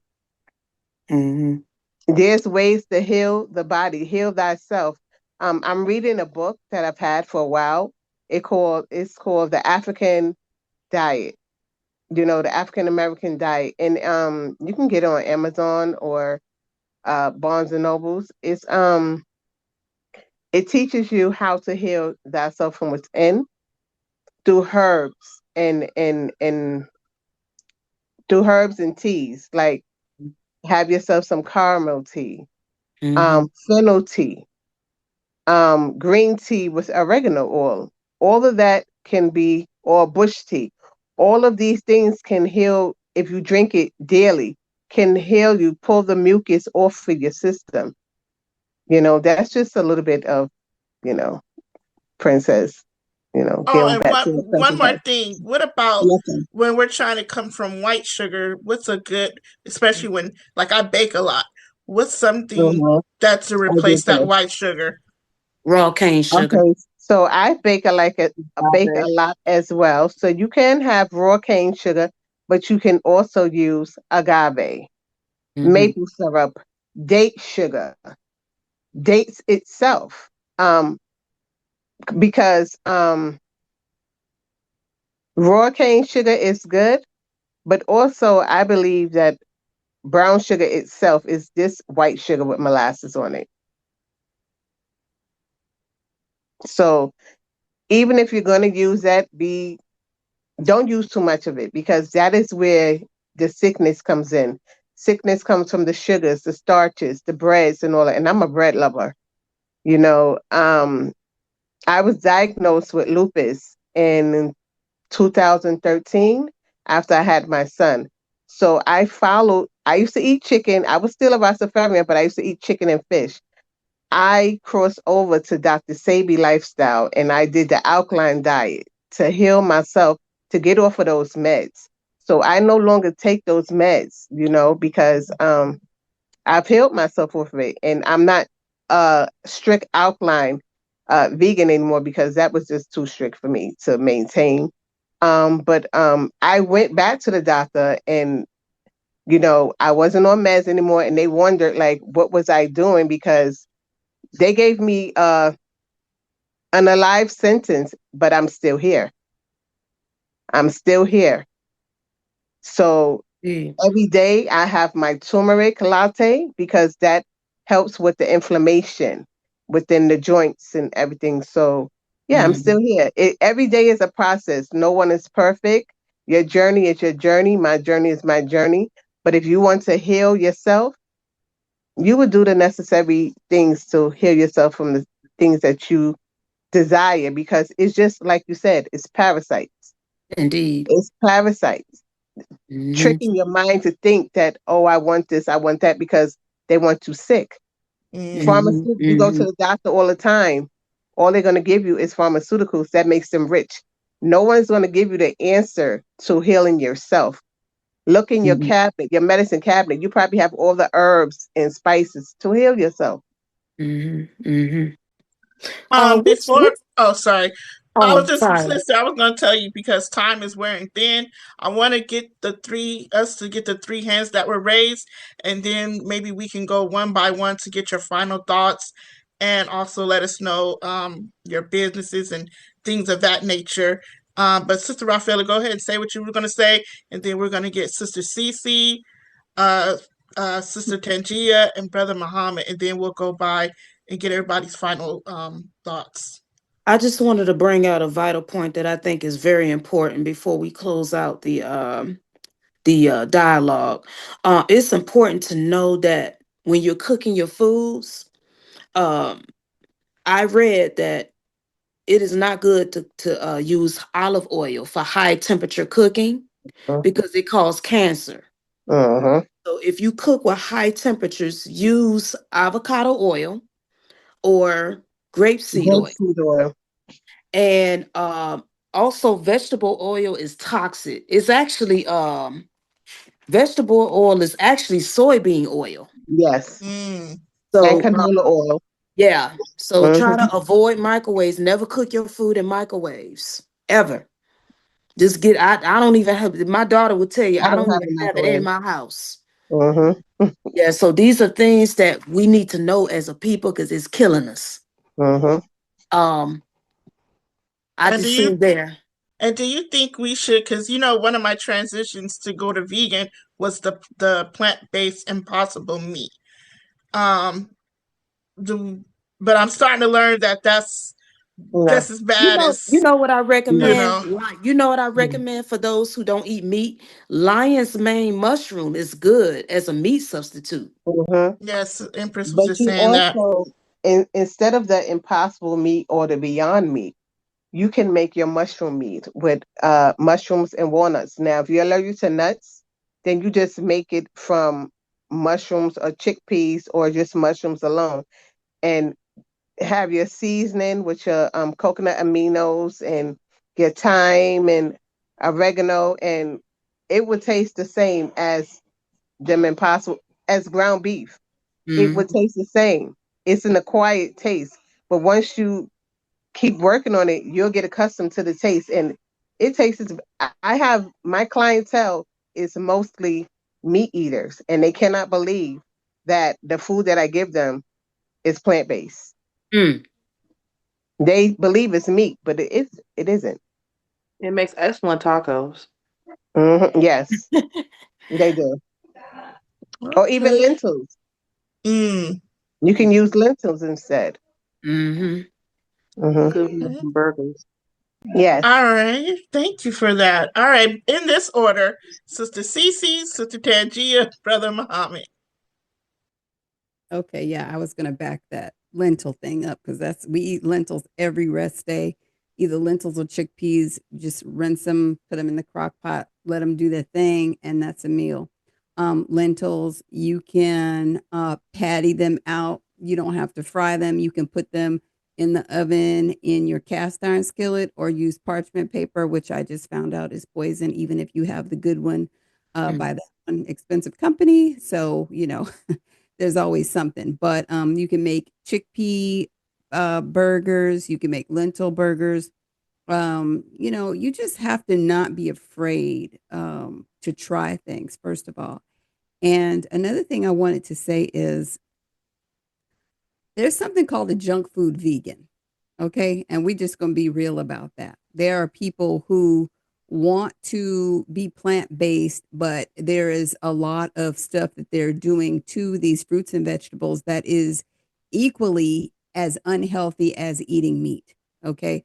So I will go ahead and talk about what is that place called? Oh my gosh. The Slutty Vegan in Atlanta. I've seen that food that they make there. Um, and I am against it. I'm totally against it because I believe that you're in this walk to change your mind, to change your palate. And those things take time. You didn't get this way yesterday. It took you a while to get this way. So it might take you a while to change your palate. And you definitely have to be patient with yourself. There's a lot of things that you could be doing in between the start point and the end point. And I'm here to tell you there is never an end point. I'm still, going. I'm still trying to figure out what is exactly the things that I should do and shouldn't do. I mean, I'm at a good place, mind you, but um, you just have to decide that okay, I want to change my palate. I want to change my taste buds. And then when you do that, you will no longer crave the sugar and all this grease and just these breads. You won't change. You won't desire those things anymore because your taste buds will have changed. And I'm a witness. I fell off twice. I fell off twice. I'll never do it again, but I fell off twice. And I went back to chicken and burgers and all that stuff for a brief time. But now I'm not. I'm full fledged that. Um, and that's serious. So I just want to tell people give yourself some time because if you don't enjoy the journey and what you're doing, you'll always fall off and Right. you'll always be hiding. You'll be in your car with a candy bar when everybody thinks that you're doing, this great job and you're sneaking food. So you don't want to be that. You want to give yourself time. You want to be patient with yourself and you want to love the journey. You want to love it. And I'm telling you, it's a glorious thing. Because again, I'll go back to that scripture in Romans. You are setting yourself up to make your body a living sacrifice, holy and acceptable unto Yah. And He's the one that will give you the desire to get that wealth in your body. He gives us the desire to get wealth. So even in our body. But I'll use this as my closing. My name is Sister Cece. You can reach me on Facebook, Cece Pruitt, SISI, PRUITT. You can even call me if you want to, 314-384-8431. If you would like to talk about your journey, I'd love to talk. So we can talk on. If you want some help with getting off the meat and, getting down to business, hey, if you're in South Carolina, Well, wherever you are, if I can come to you, I'll come to you. We'll make that happen. You can listen to our radio station, PQLR1 Radio. Again, we're Yaz. First, you can look us up on YouTube with your Android app. You can definitely download the app. You can go in YouTube and grab the link, and you can listen to it on your Apple phone. You can see us on every social media platform. My husband, Willie Pruitt, is also a vegan chef. So we believe in true plant-based eating. And if you need some advice, we are definitely here to support you. Okay. So all praises to the Most High Yah. We hope to hear from you all soon. I want to thank you, sisters, for allowing us on here to talk about what we need to talk about, because this journey is a serious one, especially as time is winding up here with these people doing what they're doing. So we need to help them Indeed. as possible. Indeed. So And all Sister Cece, don't forget to put your radio, your air broadcast days and times in the chat too for us, what do you please. mean? It's 24/7, but I'll put that in there. Okay. Did you also mention your herbs? I don't know if you did. Are you talking about Rogers Hood? Yes.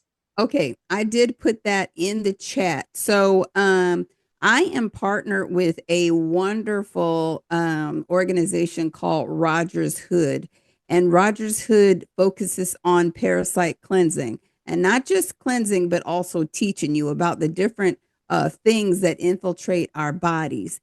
And you can purchase kits, parasite cleansing kits, and they're made of all natural products, meaning herbs. I know some stuff says all natural, but this is all herbs, no pharmaceuticals. I did put the information in the chat. It is under it's at 8 o'clock. Like if you look at 8 o'clock, you'll see my information there. So it's rogershood.com, and then my link CC4RH. You'll see it there.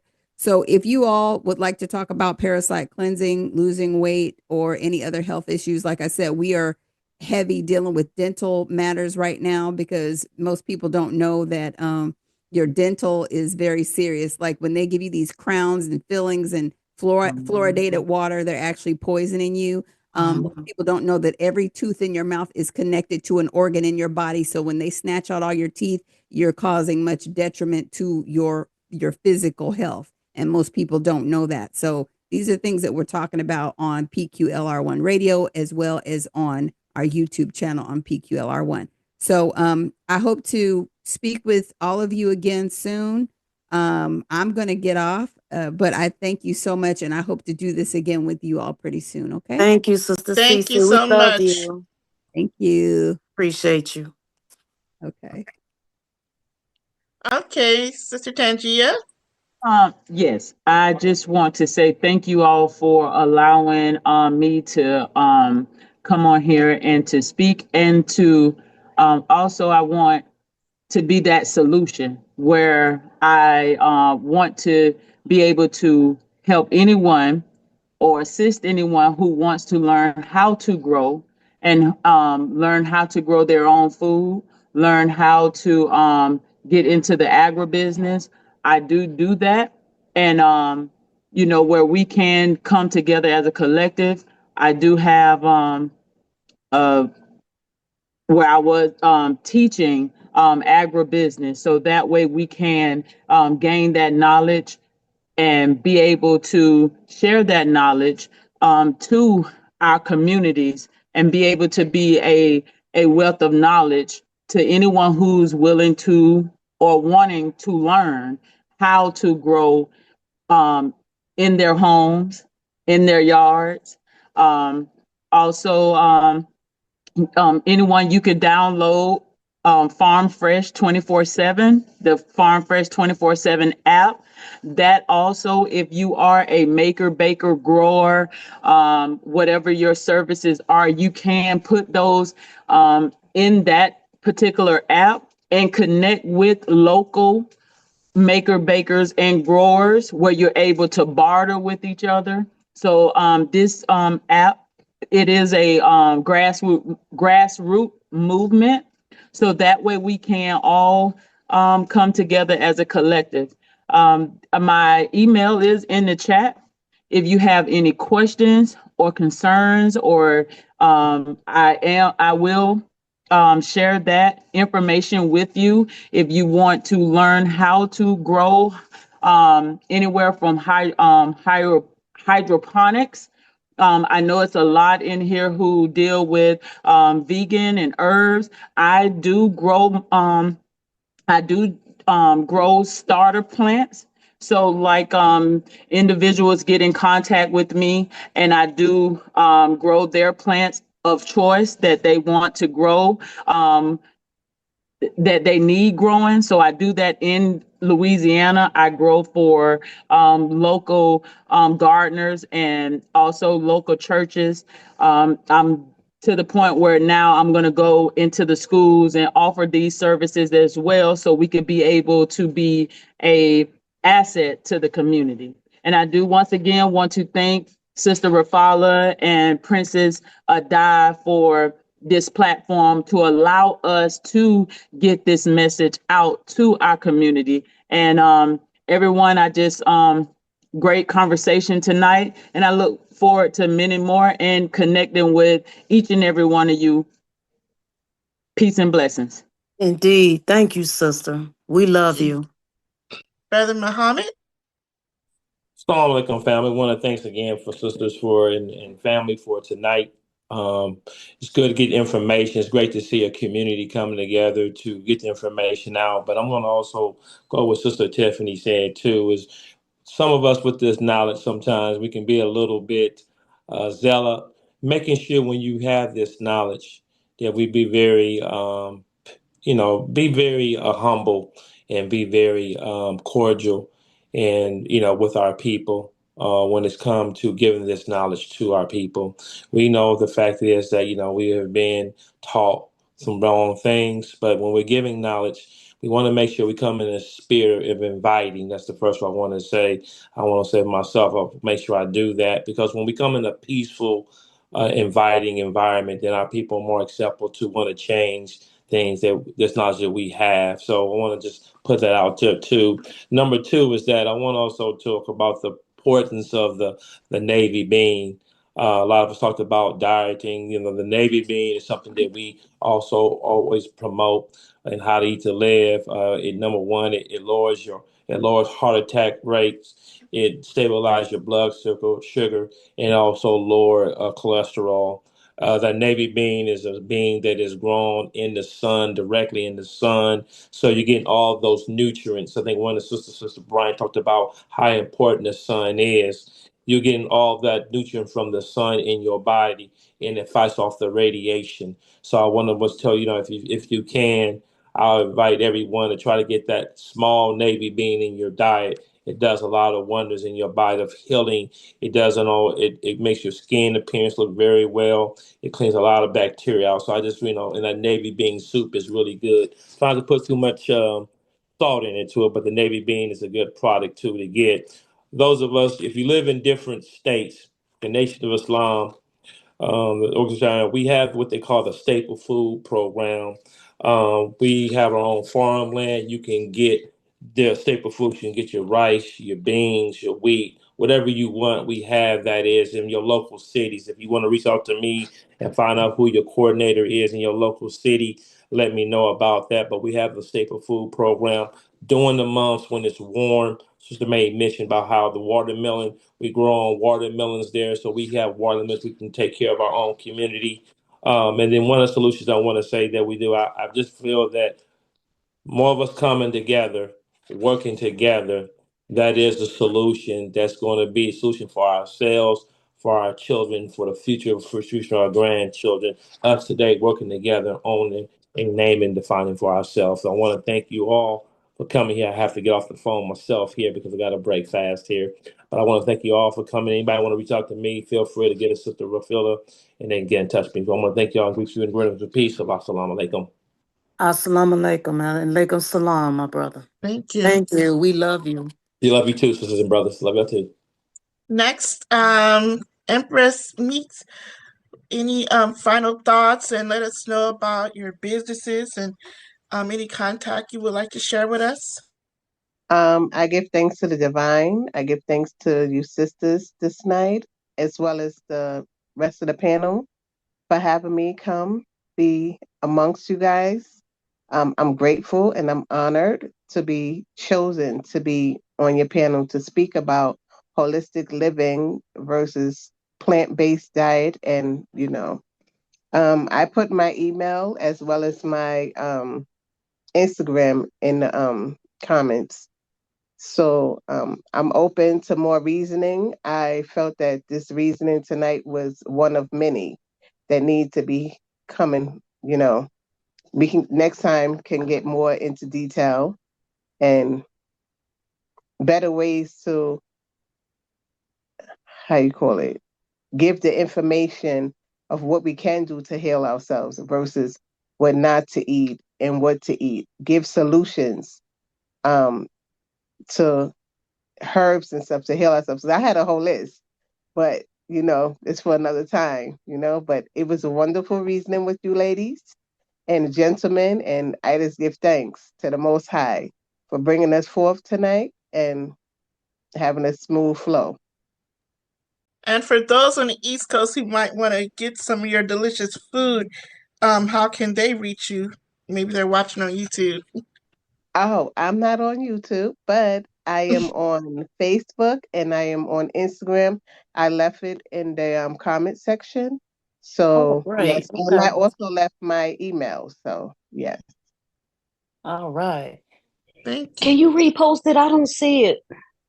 Sure, no problem. Yes, repost, please. No problem. Um, okay, And well, I we got Dr. Reason next. want y'all to know that I am a seed of change. So I want to be able to help all of us be able to change to the positive. And Sister Tiffany, thank you for your message because you're absolutely right. We have to be the solution to the problem. In order to be the solution to the problem, we have to be the ones that if we have the knowledge, we have to share that knowledge with each other, and that's how we're gonna change. And so we got to change one seed at a time. Indeed. Yes, ma'am. I took your info too. I'm gonna be in touch. Mhm. Indeed. Yeah, I just want to thank everybody for letting me be here today. Uh, Final thoughts are, just keep on taking one step at a time. Like whenever you get stuck, just always know you can just always take one more step. And it's a lifetime journey. Like one of the sisters said earlier, it's never going to end. The more you know, the more you want to know, and the more you know, you apply in your life, and the more you change, and it just keeps going over and over and over. Just keep growing and learning and spreading. Just I encourage everybody to continue to just spread their light and keep doing your divine purpose, Indeed. changing lives. And I don't know if you've heard this story about this guy that was throwing starfish in the ocean. It's a little story, and this little boy was throwing some starfish in the ocean, and this old man walked up to him and said, "What are you doing?" He said, I'm throwing this starfish back in the ocean so I could save them." And he said, "Well, there's so many starfish on this beach, you can't save them all." And then the little boy says, "Well," he tossed one in. He said, "I saved that one." So even if you could just get your message into one soul, one spirit, one body, that is great work that you're doing. And I just want to encourage everybody to keep doing what they're doing. Thank you for letting me be a part of your discussion. Thank you. Thank you. We love you. Love you too. Hello, Galaxy. Galaxy phone. Can you turn your camera on, please? You can see me. Shalom.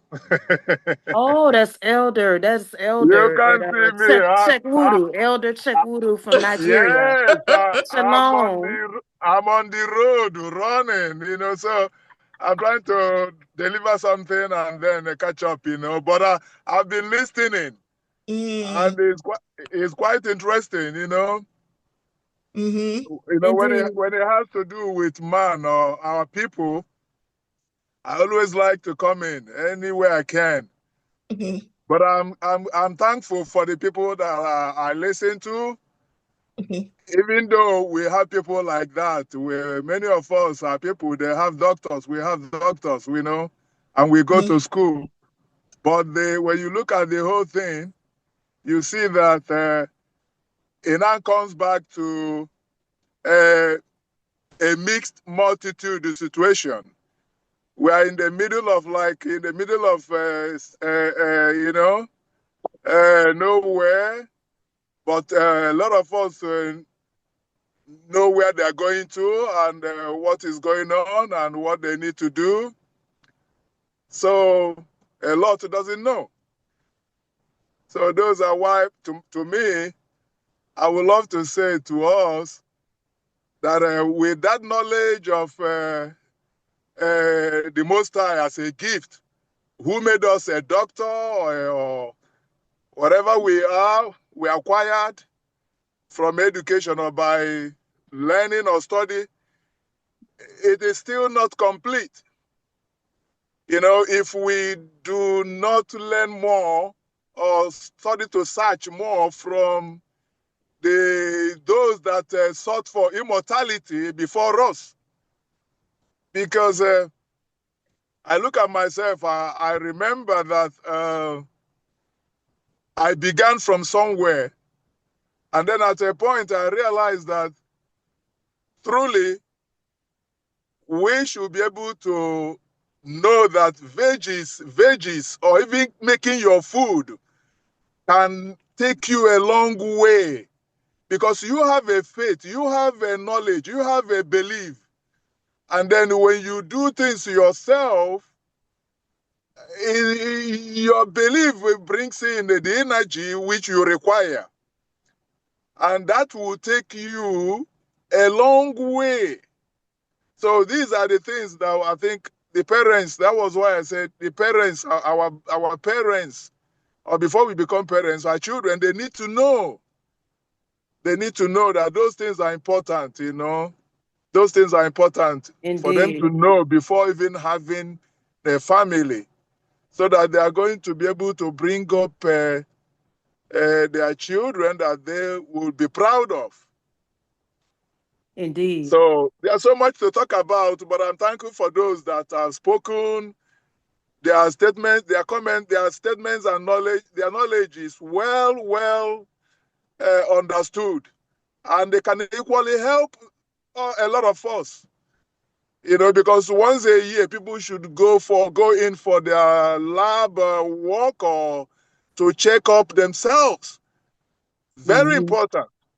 And then at Mm-hmm. the same time, we should be able to, those of us here have a call upon us. So that is why we are coming into this panel or looking for our purpose in so many ways. And so there's nothing we can do if the spirit is weak. And then we need to empower them spiritually to be able to awaken the flesh, because the flesh is bringing our people down. So Mm-hmm. there's so much to talk about here, but then let's continue with what we are doing. The awareness, the knowledge we are impacting is going a long way. Just let's not keep it to ourselves. Let us continue to spread it to our people, to anywhere we can, so that they will be, when they get home, they look at their children, they look at their people, they will be like, no communal life here quite well, but we can as well fear nothing and tell our brethren, it doesn't matter here, you don't talk to people, that's their choice. Of course, it begins with a choice, but we have to continue with that communal living here, to speak out. Let them abuse us. Let them say, it don't concern you, it don't matter, it's none of their business, it's okay. But when they go home, they will know that you are the one who loves them. So anyway, let me Indeed. leave it here. Indeed. Thank you, Elder. Thank you, You all, this Elder. is Elder Chuck Wudu from Nigeria, Lagos. He is of the Uh-huh. Hebrew tribe. Thank you. Thank Thank you. everyone. Uh-huh. Brother Thomas Now, Jackson. Elder Thomas Jackson. I have learned much, Princess Idea, from this group.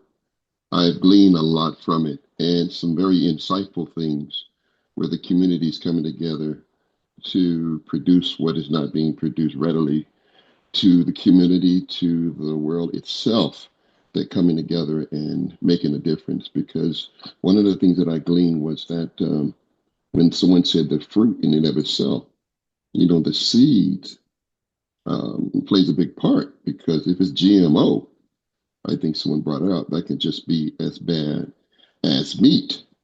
So there was things that were said that I thought was very profound in that subject, the land of captivity. Well, again, the root of all evil is money. Mm-hmm. It's not about health, because it was about health. Let's just take money out of their pocket. So, with that, though, I like to contribute to this platform. It would be something about Shadrach and Meshach and Abednego and their diet. And they stick to that diet. But the most profound thing about those Hebrew boys was the presence of God and the power. You see, when I was raising my girls, food was not a priority in my life. I was too busy, trying to make it. And there are people who do not have money to have a farm, and if you do grow food in your house, it's not something that is readily, it has its seasons. And, when you're in an urban city, like I'm in California,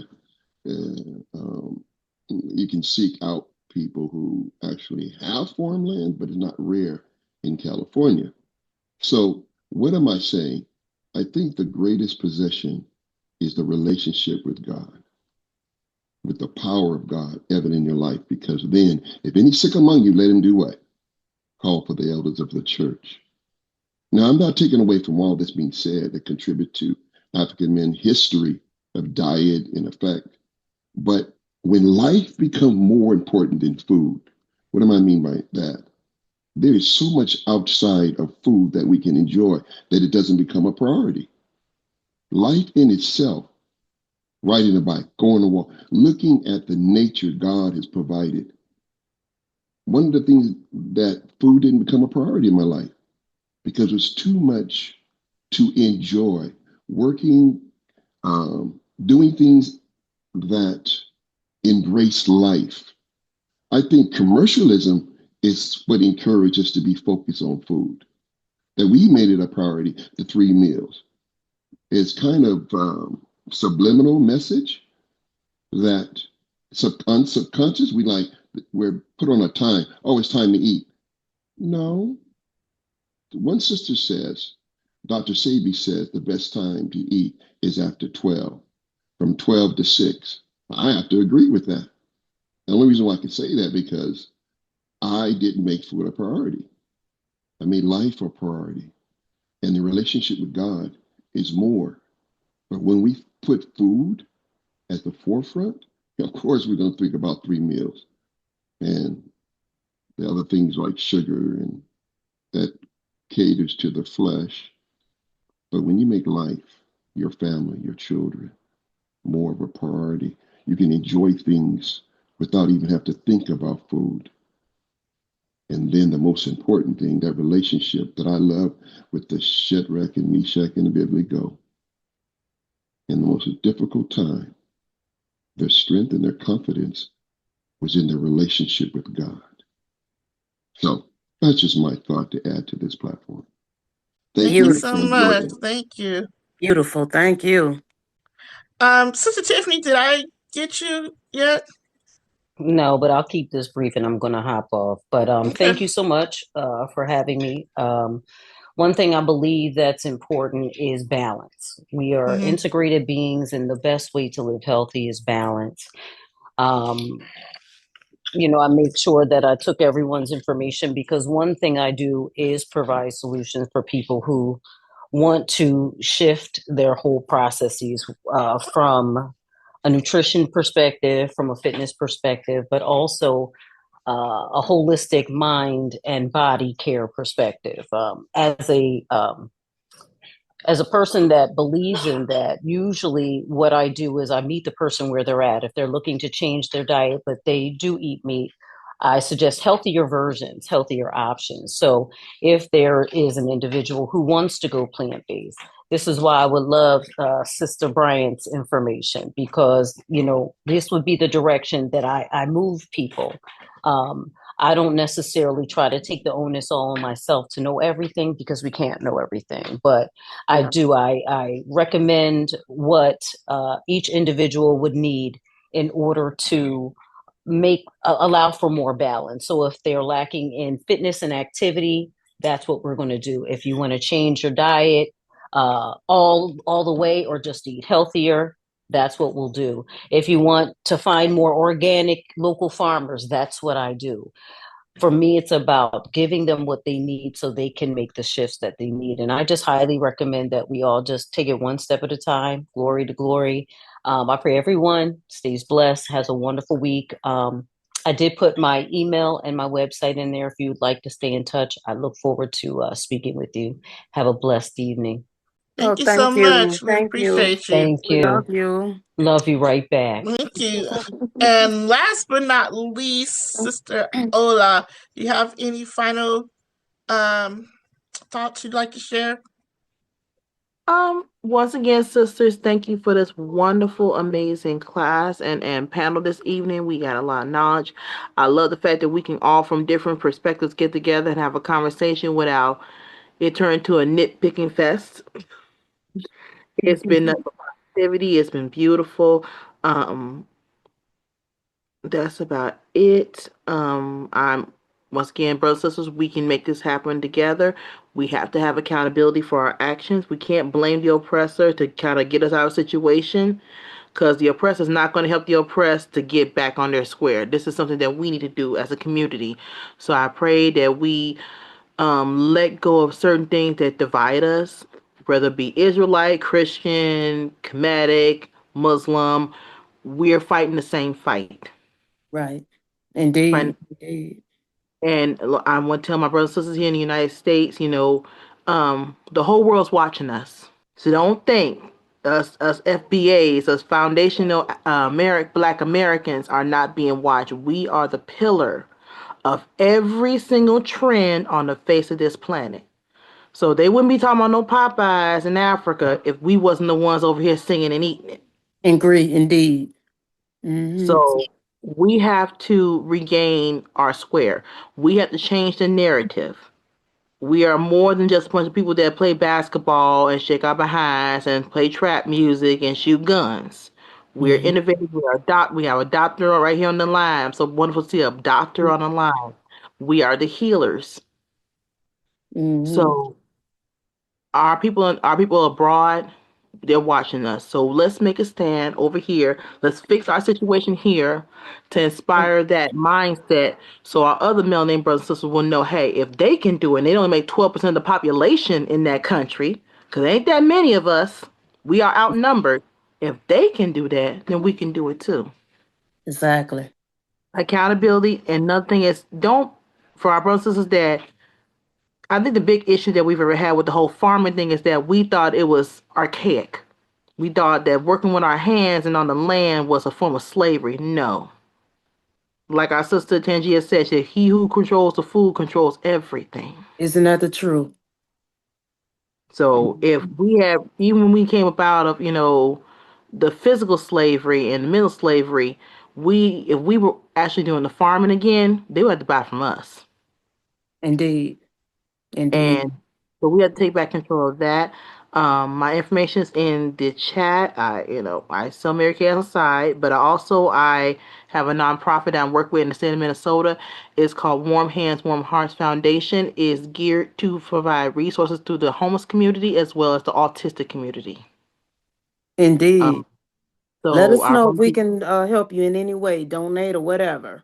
It doesn't matter. I take all support, and I support all my brothers and sisters, just for we talked about eating habits. Can you imagine what it's like what your meal will be if you don't have a place to live. And that is what our brothers and sisters out there go through, as well as children who are on the spectrum. I'm a mother of 3 autistic sons, and I'm seeing that our children who are on the spectrum, they are picky eaters, and they're also more susceptible to have things like diabetes, high blood pressure, especially in our community. So I try to find resources and things to help autistic parents, proper eating habits, things that, to make sure our children are longevity is when they become adults, because we're not going to be here forever to take care of them. And the medical system is geared to make a profit off of our health. So we need to make sure we get better on health for our kids. It's like what the sister said about our teeth, the potassium levels, our calcium levels. We've been told we got to drink milk all the time, but we can get it from fruits and vegetables. Indeed. It's fun for our kids who are autistic, because they, like I said, if it don't look appetizing, they're not going to eat it. And we need to make sure that they less children in the hospitals, less children on medication, less children on psych medication. Whatever you ingest in your body is going to affect the whole world around you. So yes, be careful what you're eating, brothers and sisters. And all praise to the Most High, and I yield. All praise to the Most High. Thank you, sister. We love you. Oh, Thank you for your time. Dr. Reed, did you tell us your clinic information? Yes, I had just messaged him too. I just messaged you to put that say it out loud for us. Okay. Well, my office is in Louisville, Kentucky. I'm at 310 East Broadway, Suite 102, Louisville, Kentucky 40202, and my number is area code 502-600-0858. Thank you. And what's the name of the clinic? It's called Innate Chiropractic, INNATE Chiropractic. Thank you so much. All right. Got it. Thank you. All right. All right. Well, we've lost half the panel has clocked out, so we're going to go ahead and close it out as well. I'm going to ask Elder Thomas Jackson before we leave. Can you say a quick prayer for us, Indeed. especially about our health, moving forward, please? All right, again. There you go. There we go. Well, with that being said, let us go before his presence. Father God, we just thank you again. We know that this body is a temple in which you dwell in. And Lord, we want to be good stewards of where you have resided in us, Father God. So therefore, Father, and then continue to give us wisdom that we can use this body for the edifying and glorifying of you. That means we have to be in good health and the strength. So continue to guide us, continue to inform us that we can be the light that you've called us to be in these dark times. But Lord, thank you for the women who are contributing by giving the answer. Bless them, continue to increase them, Father God, for the edifying of the body. This I ask in Jesus' name. Amen and amen. So be it. So be it. Thank you. Thank you. All right, everyone, have a good evening and a blessed week and a blessed, healthy week going forward. Indeed. Peace and love, everybody. Peace and love.